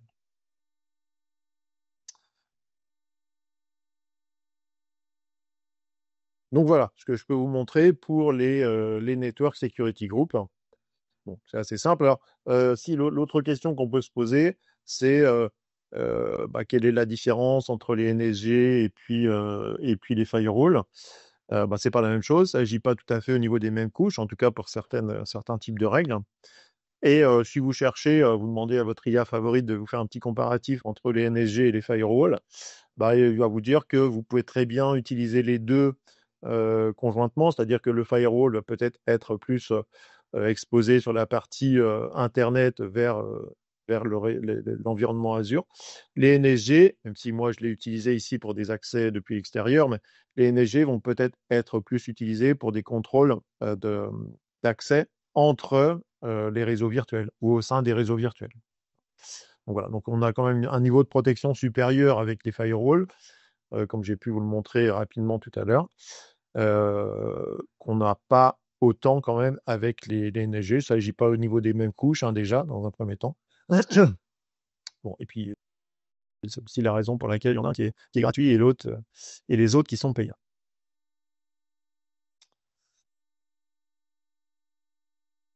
Alors, je continue. Je vais parler maintenant du Bastion. Donc, même si je l'ai utilisé ici dans mes petites démos, donc le service Azure Bastion est un service qui va vous permettre de vous connecter à vos machines virtuelles Azure sans pour autant que ces machines-là soient exposées sur le réseau Internet. Et donc, on va avoir une seule ressource qui finalement sera exposée sur Internet, c'est l'Azure Bastion. Mais l'avantage de cette ressource-là, c'est que vous ne pouvez pas y accéder tant que vous n'êtes pas authentifié sur Azure. Donc, c'est-à-dire que vous ne pouvez pas établir une connexion sur l'adresse IP publique du Bastion si vous n'avez pas au préalable effectué d'authentification. Et donc, c'est pour ça que vous avez ici la représentation du portail Azure. C'est depuis le portail, finalement, que je vais ensuite me connecter au Bastion, depuis lequel je vais rebondir pour aller me connecter sur les adresses IP privées des machines virtuelles, que ce soit des machines Windows ou des machines Linux, pour faire des connexions RDP ou SSH. Alors, RDP plutôt Windows, SSH plutôt Linux, mais on peut inverser, faire du RDP Linux ou du SSH Windows. Après, ça va dépendre des versions du Bastion que vous allez utiliser, puisque là encore, vous avez des SKU différents suivant ce que vous voulez utiliser.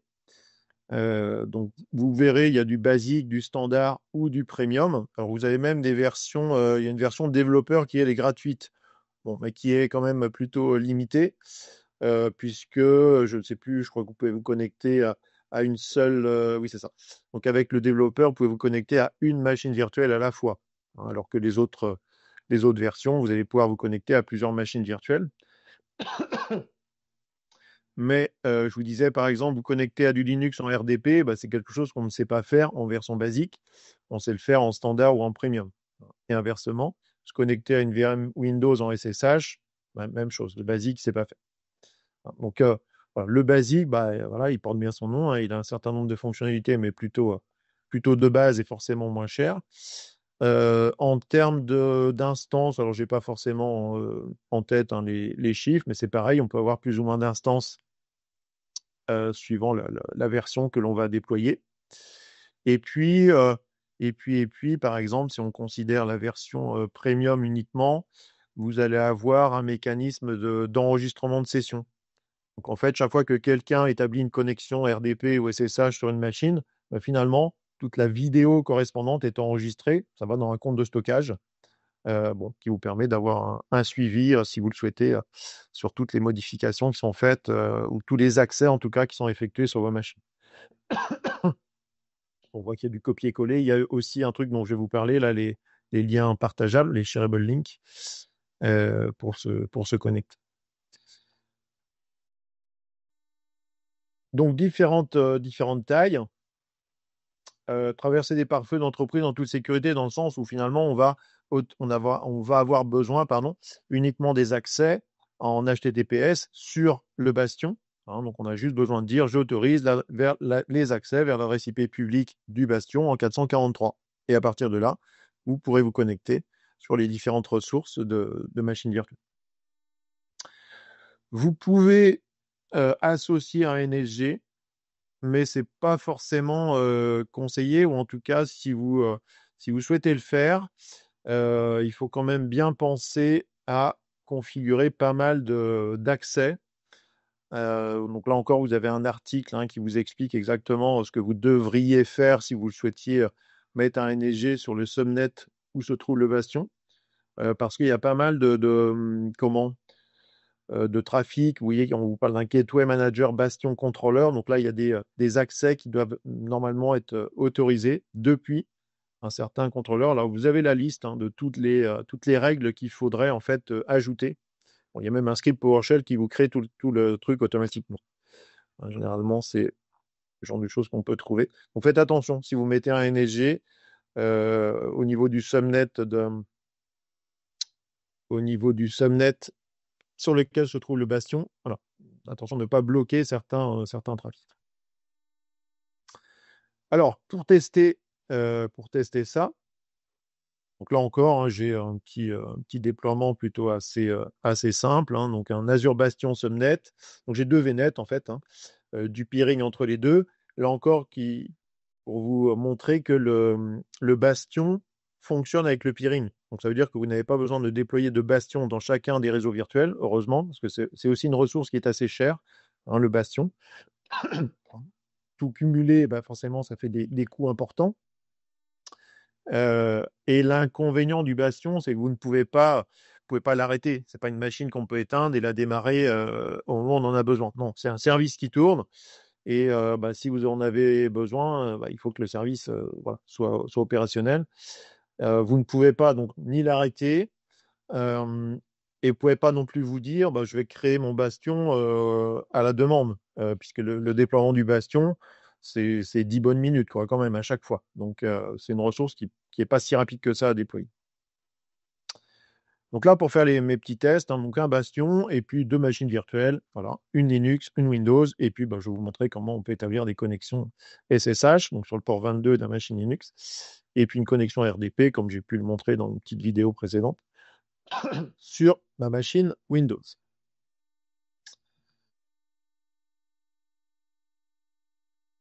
Donc, changeons de groupe de ressources. Bastion, voilà. Donc, premier test que je vais faire, la connexion RDP à ma machine Windows. Alors, j'ai pas mis de NSG, comme je vous l'ai montré, il faut faire un certain nombre de règles. Donc là, j'ai fait au plus simple. Donc, pour me connecter, je pars en fait directement de la machine virtuelle sur laquelle je me connecte. Je vais partir de là. BST Windows. Et la connexion au bastion, par le biais du bastion, se fait ici. On connecte via bastion. Alors, je ne sais plus quelle version du bastion j'ai déployé, d'ailleurs, au passage. Je ne sais plus si j'ai déployé une standard ou une premium. Je vais regarder après. Donc, j'indique ici voilà, le mécanisme de connexion. Et puis, l'utilisateur de la machine. Windows. Voilà. Connect. Alors, j'ai déjà établi une première connexion, hein, c'était histoire d'accélérer un petit peu la connexion. Donc là, vous voyez, ça ouvre ça dans un onglet. Alors, il y avait quand même l'option voilà, qui vous propose donc soit d'ouvrir justement dans un nouvel onglet, soit dans une fenêtre séparée, hein, au final. Voilà. Et on est bien dans la machine Windows, donc c'est assez pratique, sans que cette machine-là n'ait d'adresse IP publique. Bon. Si on regarde ici sur ma machine, vous voyez qu'il n'y a pas d'adresse IP publique associée, et là, simplement une adresse IP privée. Ok. Pour vous connecter sur la machine Linux, alors ma machine Linux qui est ici, ok, connect via Bastion. Donc là, j'ai fait un peu différemment, forcément, puisque j'avais généré une clé privée. Voilà, que j'ai récupéré. Alors, il faut que je mette mon nom d'utilisateur, Azure User. Azure User. Voilà. Et le fichier que j'ai généré avec mon déploiement Terraform, démo Bastion, où est-ce qu'il est mon fichier? Ça doit être celui-là, ID RSA.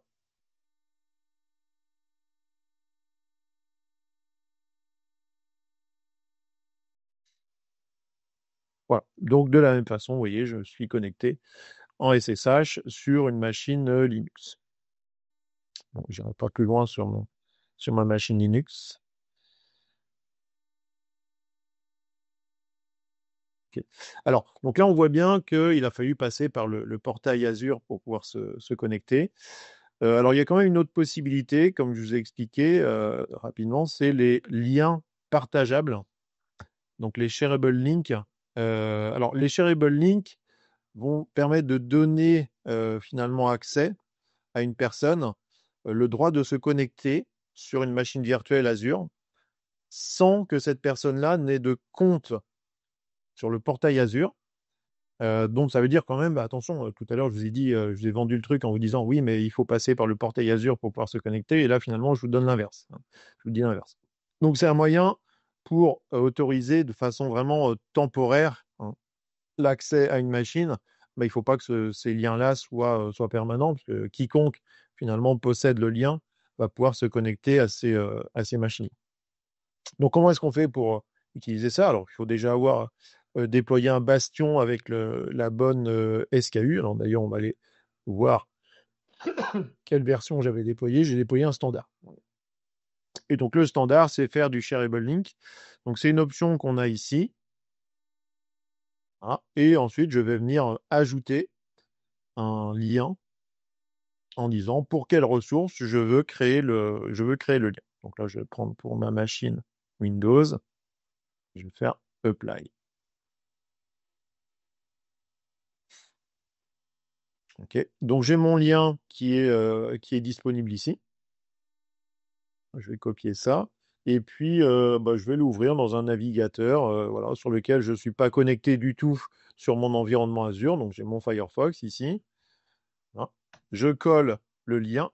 Donc voilà. Et là, on arrive directement, vous voyez, sur la page qui me permet de me connecter sur la machine, hein, puisque le lien, bah, c'est un lien spécifique pour une machine en particulier. Donc à moi de connaître quand même, hein, l'identifiant, Azure User. Voilà. Et je me connecte sur la machine. Mais vous voyez qu'à aucun moment, j'ai besoin de préciser de compte d'utilisateur ou d'admin sur Azure directement. Là, c'est qu'un compte Windows qu'on m'a donné. Ok. Donc, il faut vraiment considérer ça comme voilà, une solution qui permet de se connecter temporairement sur une machine, mais il ne faut pas que ce soit permanent. Donc là, si, par exemple, si je veux empêcher la personne de se connecter, bah, il me suffit simplement de venir supprimer ce lien, on va faire delete. Et à partir du moment où le lien n'existe plus,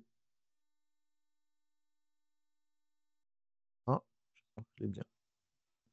Voilà. Donc dès lors que le lien est supprimé, voilà, donc la ressource n'est plus accessible et donc on ne peut plus se connecter.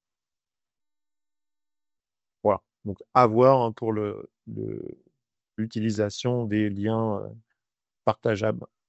Solution de dépannage pour quelqu'un qui n'aurait pas de compte en fait dans l'environnement Azure.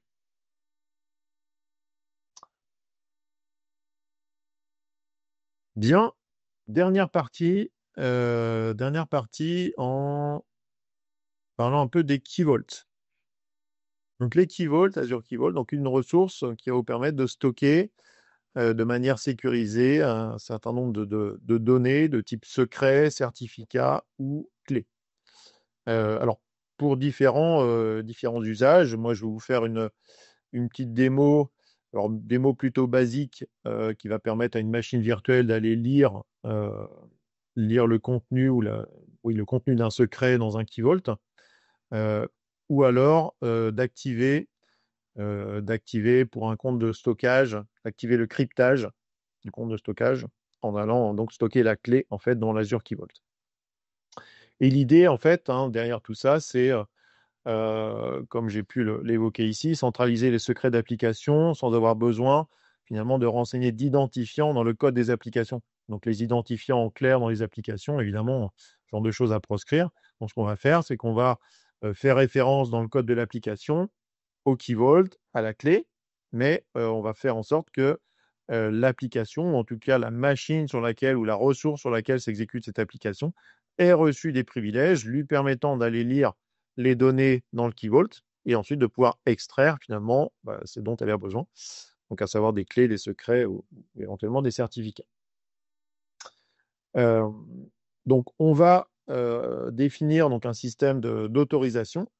Alors il y a deux modes au niveau du Key Vault qui peuvent être soit une authentification basée sur Entra ID et donc les autorisations RBAC. Donc les RBAC, c'est Role Based Access Control. C'est des rôles qu'on va associer à certains utilisateurs. Donc ça, c'est plutôt la nouvelle façon de faire.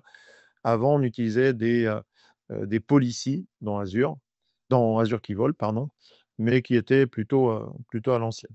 Il faut quand même savoir, c'est que les autorisations que vous allez donner sont sur l'intégralité du Key Vault. C'est-à-dire que si dans un Key Vault, vous avez deux secrets, mais que vous voulez qu'une application puisse lire un secret, mais pas le deuxième, ça n'est pas possible. Puisqu'en fait, vous donnez des privilèges sur les secrets en général, mais pas sur un secret en particulier. Et donc, dans ce cas-là, vous êtes obligé de partir sur des Key Vault distincts. Bien sûr, vous avez du monitoring, mais comme toute ressource Azure, on a la possibilité de faire du monitoring dessus. Et puis, quelles sont les ressources qui peuvent s'appuyer sur les Key Vault? Il y en a plein. Donc, comme je vous disais, moi, je vais vous faire un exemple avec un compte de stockage, mais on peut utiliser notamment donc, le Azure Disk Encryption, qui est en fait un mécanisme permettant d'aller activer le BitLocker au niveau des machines Windows. Donc, vous voulez activer ça dans une machine Windows Azure, eh bien, vous avez dans le portail, oui d'ailleurs, je peux vous montrer, puisque j'ai des machines Windows sous le coude. Si je prends une machine Windows quelconque, sur la partie disque, vous avez dans les paramètres additionnels, ici, voilà une option qui vous permet de configurer le Azure Disk Encryption. Azure Disk Encryption. Et donc là, vous allez dire qu'est-ce que vous voulez crypter. Et à partir du moment où vous allez crypter, vous voyez, il vous demande de définir un key vault dans lequel vous irez stocker la clé pour le cryptage. Et automatiquement, ça ira configurer dans l'OS Windows le BitLocker. C'est ça le Azure Disk Encryption. Vous avez aussi du cryptage qui peut être configuré au niveau des bases de données, donc Azure SQL Database. Vous avez le Transparent Data Encryption ou le Always Encrypted. Donc ça aussi, ça peut s'appuyer sur du Key Vault. Ou alors des app services qui auraient aussi besoin, soit pour des certificats ou pour d'autres informations, s'appuyer sur un Azure Key Vault. Donc, des mots sur le sujet. J'ai toujours donc une machine virtuelle ici. J'ai un compte de stockage. Et comme je vous dis, et j'ai mon Key Vault ici, forcément. L'idée, ça va être de donner le droit à ma machine virtuelle de lire des secrets dans le Key Vault et également permettre à mon compte de stockage de faire du cryptage en stockant les clés ici dans le Key Vault. Okay. Ça, j'ai une règle NSG, mais ça, c'est pour pouvoir faire du RDP sur ma machine virtuelle et uniquement depuis l'adresse IP UNI, histoire que le RDP, comme je disais tout à l'heure, ne soit pas accessible pour tout le monde. Alors, déjà, dans un premier temps, je vais vous montrer les rôles airbag que je suis allé affecter au niveau de mon key vault. J'ai un peu anticipé les choses.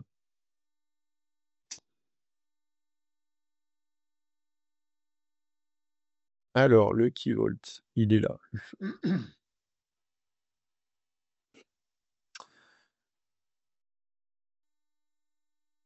Alors, donc les rôles airbag qui ont été définis, on va afficher juste cette ressource. Voilà. Donc là, c'est les 4 rôles. Je ne sais plus si je les ai mis d'ailleurs sur mon truc. Non, je ne les ai pas mis là. Les 4 rôles que j'ai affectés pour les besoins de ma démo. Alors, d'une part, moi, je me suis mis des rôles. Donc là, mon compte, c'est celui-là, DGadmin.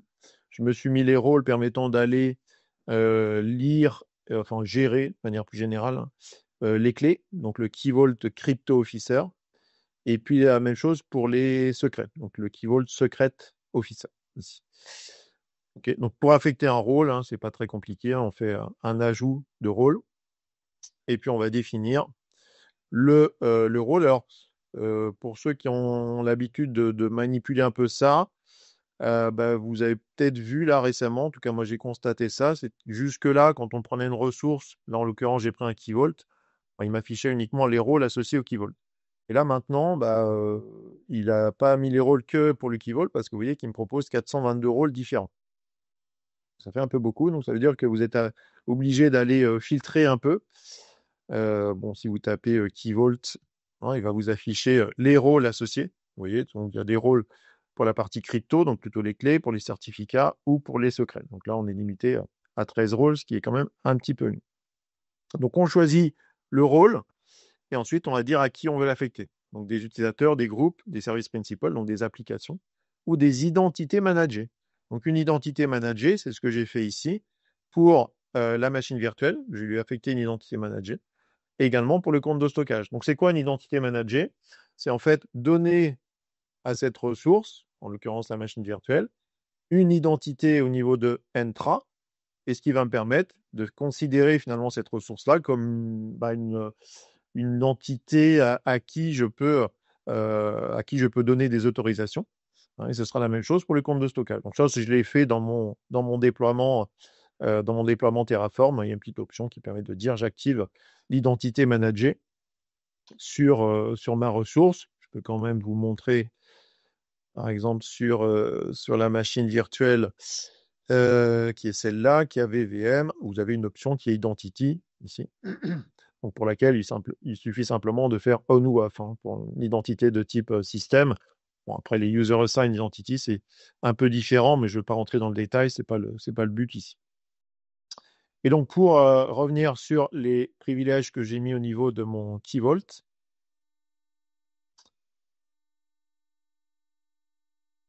hein, donc j'ai mis les rôles pour mon compte utilisateur, mais j'ai également mis les rôles pour la machine virtuelle et pour le compte de stockage. On voit qu'il y a 2 manage identity. Donc, il y en a une qui est la machine virtuelle et l'autre qui est, ça c'est le nom de mon compte de stockage. Et donc, j'ai donné le rôle pour le compte de stockage crypto, puisqu'on va faire du cryptage du compte de stockage. Et là, le but du jeu, c'est d'aller lire le secret depuis ma machine virtuelle. Bien. Alors, je vais ensuite créer un secret ici. Donc, un truc très, très basique. Donc, je vais lui donner un petit nom. Je vais l'appeler VM secret. Et puis, je vais définir un contenu que je vous montrerai du coup tout à l'heure.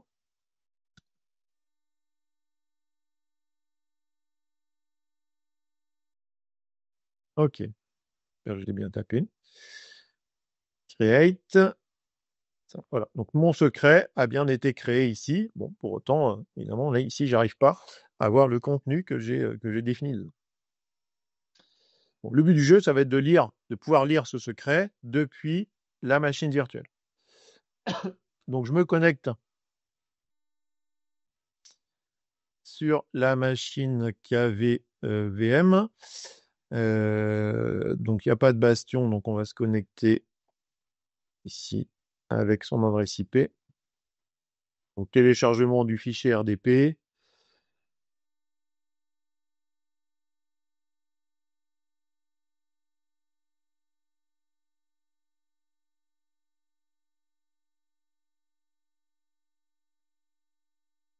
Voilà. Et là, en fait, ce que je vais faire, c'est que, alors déjà, je vais faire un petit copier-coller et je vous explique après.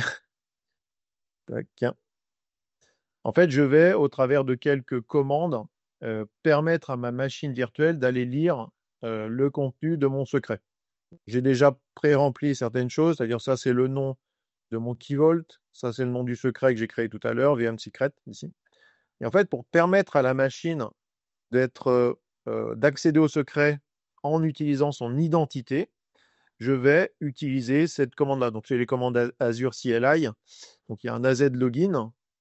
Et pour lui dire de se connecter avec l'AVM, je lui dis d'utiliser en fait l'identité managée que j'ai associée à la machine virtuelle.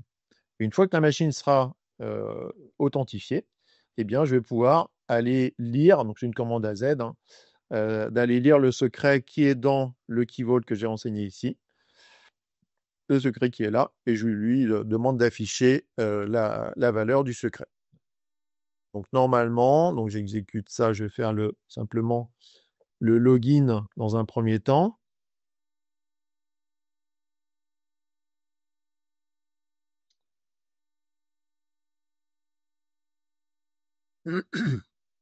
Voilà. Donc là, ma machine est bien authentifiée et on a normalement, donc Assign Identity Info, donc le Manage System Identity. OK. Et du coup, bah, normalement, ma commande ici devrait fonctionner. Voilà. Et j'ai bien, bon, c'est ce que j'avais tout tapé tout à l'heure, hein, je ne vous l'avais pas dit. Voilà. Donc, contenu du secret à lire depuis l'AVM. Donc, ça, c'est une possibilité. Alors, évidemment, après, il faut adapter. Si vous aviez une application, comment est-ce que je vais renseigner ça dans mon application pour pouvoir ensuite lire les données dans le Key Vault ici. J'ai une autre possibilité qui consiste à utiliser une API REST pour aller justement lire cette information. Alors c'est pareil, je vais copier tout le code puisque je l'ai déjà préparé. Voilà. Alors je retrouve hein, les mêmes choses, c'est-à-dire le nom de mon key vault et le nom de mon secret. Et en fait, bon, le principe étant d'aller dans un premier temps obtenir un jeton, un peu ça, voilà, obtenir un jeton. Euh, et puis ensuite interroger le secret. Donc j'ai renseigné dans mon URL ici le nom du secret. Ça, c'est des commandes que j'ai récupérées directement sur Internet, hein. Je les ai adaptées pour ensuite référencer mon Key Vault. Il y a un moment où j'ai l'URI du Key Vault quelque part, je ne sais plus où je l'avais mis. Non, c'était pas là, c'était dans un autre, non, c'est dans un autre exemple que j'aurais ça, pardon. Et donc là, normalement, bah, si j'exécute ces quelques commandes, hein, vous voyez, j'obtiens bien la même chose, ici la même valeur. Petite particularité par rapport à tout à l'heure, c'est que j'ai oublié de vous dire, les commandes AZ, évidemment, ne sont pas natives Windows, hein. Il a fallu que j'installe le Azure CLI pour pouvoir les utiliser. Là, ces commandes-là, par contre, voilà, c'est des commandes que vous pouvez utiliser nativement sans rien installer finalement. Donc, ça peut faciliter les choses et en termes de configuration, voilà, ça peut être un peu plus simple si vous voulez utiliser des API REST dans vos applications. Okay. Donc ça, c'est un premier cas d'usage. Et le deuxième cas d'usage, et on finira là-dessus, je vois que l'heure avance un peu, c'est d'aller configurer le cryptage au niveau d'un compte de stockage. Donc, j'ai mon compte de stockage, Key Vault RG. Hop. Compte de stockage, il est là. Donc, sur un compte de stockage, systématiquement, vous avez du cryptage qui est activé. Du cryptage qui est activé, sauf que ce cryptage, il est configuré avec les clés Microsoft. Et donc, si vous voulez utiliser plutôt des clés personnalisées, donc des Customer Managed Keys, donc vous allez pouvoir le faire, mais à condition d'aller créer des clés et de les stocker donc dans un compte de stockage. Donc ça, c'est ce que je vais faire. Je vais configurer ça, donc Customer Managed Key. Et donc à partir de là, il me dit oui, mais à ce moment-là, il faut un Key Vault. Et donc, je sélectionne le key vault que j'ai créé. Évidemment, j'en ai qu'un seul. Voilà. Ici, ensuite, je vais créer une clé. Comment je l'avais appelé? Storage. Storage Customer Manage Key, par exemple. Voilà, je vais laisser les valeurs par défaut. Après, il y a la possibilité de modifier si on le souhaite. Donc là, il m'a bien créé ma clé. Voilà. Je sélectionne la clé. Donc, je lui dis que j'utilise en effet une identité système. Donc là encore, lors du déploiement du compte de stockage, je lui avais associé une identité système. Là, c'est un peu différent. Dans le portail, vous aurez du mal à voir l'option, hein. C'est plutôt des choses qu'on fait en ligne de commande, pour les comptes de stockage en tout cas. Euh, voilà, j'enregistre ça si j'ai rien oublié.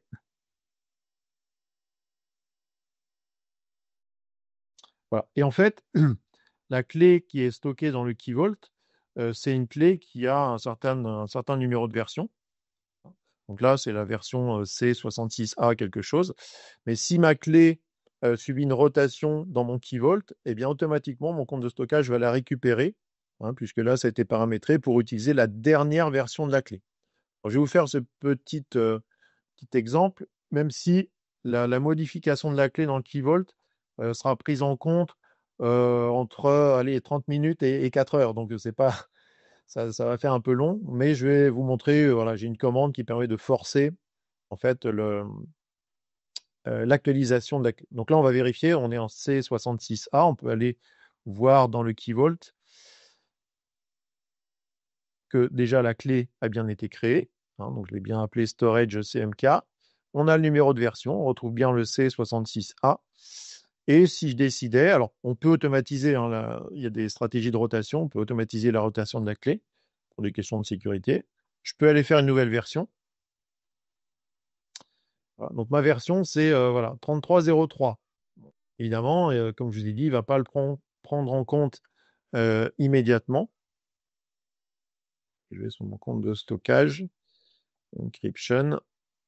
Vous voyez, on est toujours sur le C66A. Donc là, il y a la possibilité, en exécutant une commande dans le Cloud Shell, dans le PowerShell, en gros, Azure, enfin, c'est pas le PowerShell Azure, c'est dans le Bash, parce que là, en l'occurrence, ça va être une commande Bash. Est-ce que je l'ai tapé quelque part? Oui.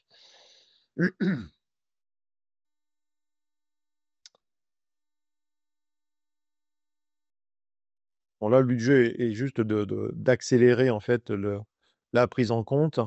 Alors, je vais vous coller la commande ici. Donc, vous voyez, c'est un AZ Storage Account Update. Alors, j'ai déjà normalement tapé le nom du compte de stockage, le nom du groupe de ressources. Ici, le encryption key source, donc Microsoft.keyvault. Le nom de la clé, donc j'avais appelé Storage CMK. Voilà. Et c'est là que je mettais l'URL, en fait, l'URI du Key Vault. Si j'ai rien oublié, si j'ai bien tapé ma commande. Donc ça force finalement le compte de stockage à aller prendre la dernière version de la clé. Alors normalement, on la retrouve quelque part. J'ai dit que c'était 3303 quelque chose. 33, où est-ce que je l'avais vu? Euh, c'est quelque part. Hein, c'est quelque part. Nanana, immutable. Network policy, primary endpoint. Évidemment, je ne vais pas la retrouver. Normalement, il y a le numéro de version. Alors, j'ai été un peu... Ah non, c'était quoi? 33. Ouais, c'est bizarre. Pourquoi je ne la retrouve pas? Soit je vais trop vite, soit je vais... Normalement, elle apparaît. Évidemment, je dis bien normalement, elle apparaît. C'était dans un truc qui était Key Vault Properties. Il est où mon Key Vault Properties?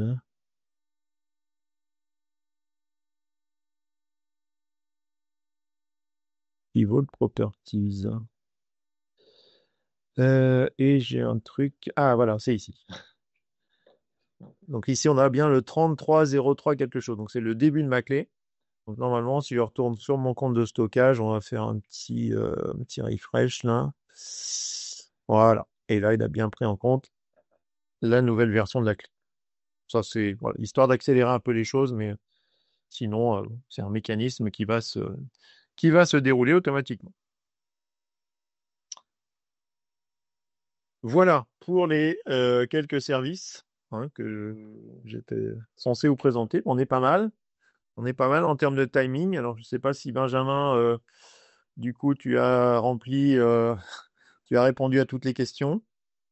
Oui, j'ai eu quelques questions, pas tant que ça. Euh, euh, D'ailleurs, ce que je vais faire, alors je vais repartager mon écran. Et ce que je propose, c'est que pour les quelques dernières minutes, on ouvre les micros pour que s'il y a des questions, les gens puissent les poser oralement, ce sera plus simple. Je veux juste avant, donc vous partagez le lien vers le Digipad. Donc, vous avez à l'écran via ce QR code et que je vais également vous remettre je vais vous remettre également l'URL dans le chat.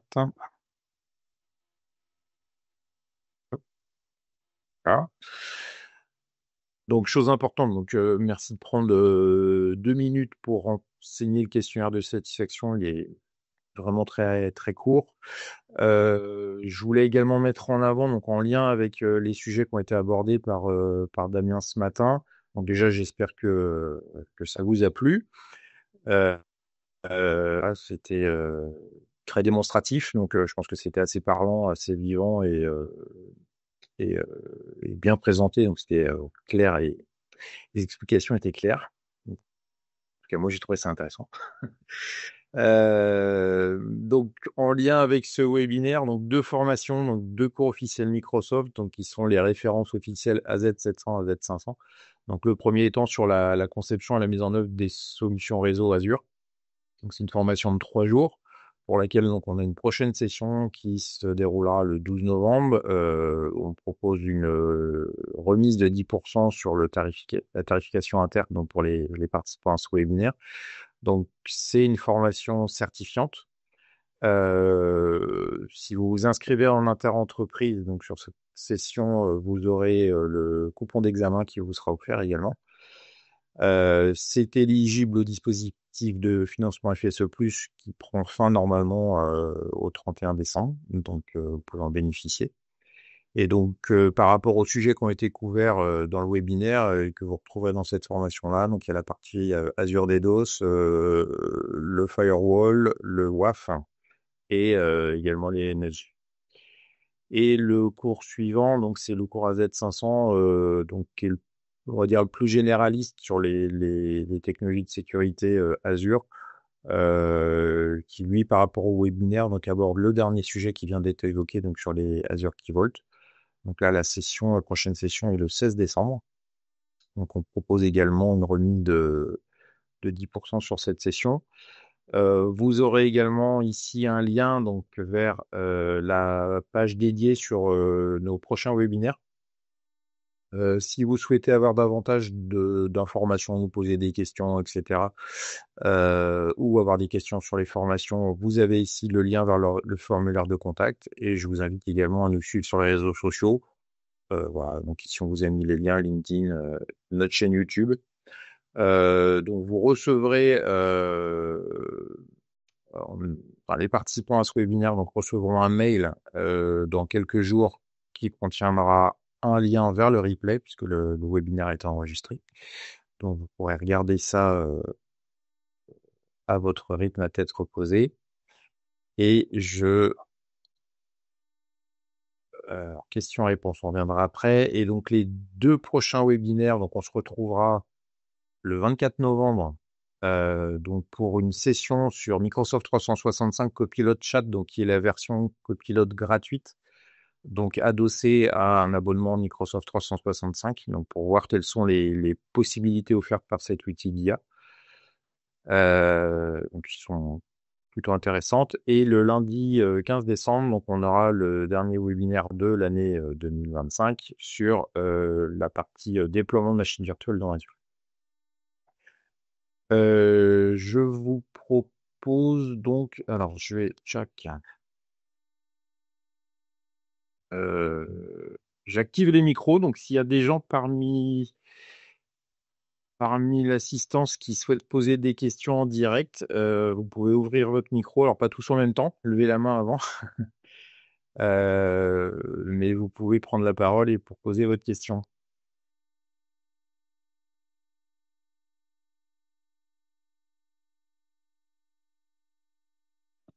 Alors je vois une question dans les Q&A. Je vais y répondre oralement du coup. Quelles sont les certifications Microsoft à passer pour arriver à ce niveau de sécurité? En fait, là, on a donc sur les sujets de ce matin, donc et c'est en lien avec les formations que je vous mettais. Donc, j'ai essentiellement dans le cours SC 700. Donc, il y a en fait les deux formations que je vous ai évoquées. Ouais, SC, pardon, AZ 700 et AZ 500. Donc, ce sont deux formations certifiantes. Donc, AZ 700 voilà, aborde ces sujets-là. Donc là, on est vraiment sur la sécurité en lien direct avec Azure. Après, vous avez des cursus de sécurité qui sont plutôt des cours avec les références SC quelque chose. Où là, le cours de base, c'est celui qui va commencer à donner à partir de demain, le SC 300. Alors, j'ai plus l'intitulé exact de la certif par rapport à ça. Ah oui, bah, c'est plus orienté sur Entra ID.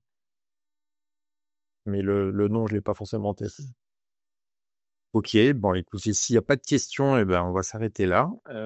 Donc, on vous remercie de nous avoir suivis, en espérant que ça vous ait plu. Et puis, donc, on vous donne rendez-vous sur nos prochains webinaires, donc fin novembre et mi-décembre. À très bientôt, bonne journée. Au revoir. Au revoir.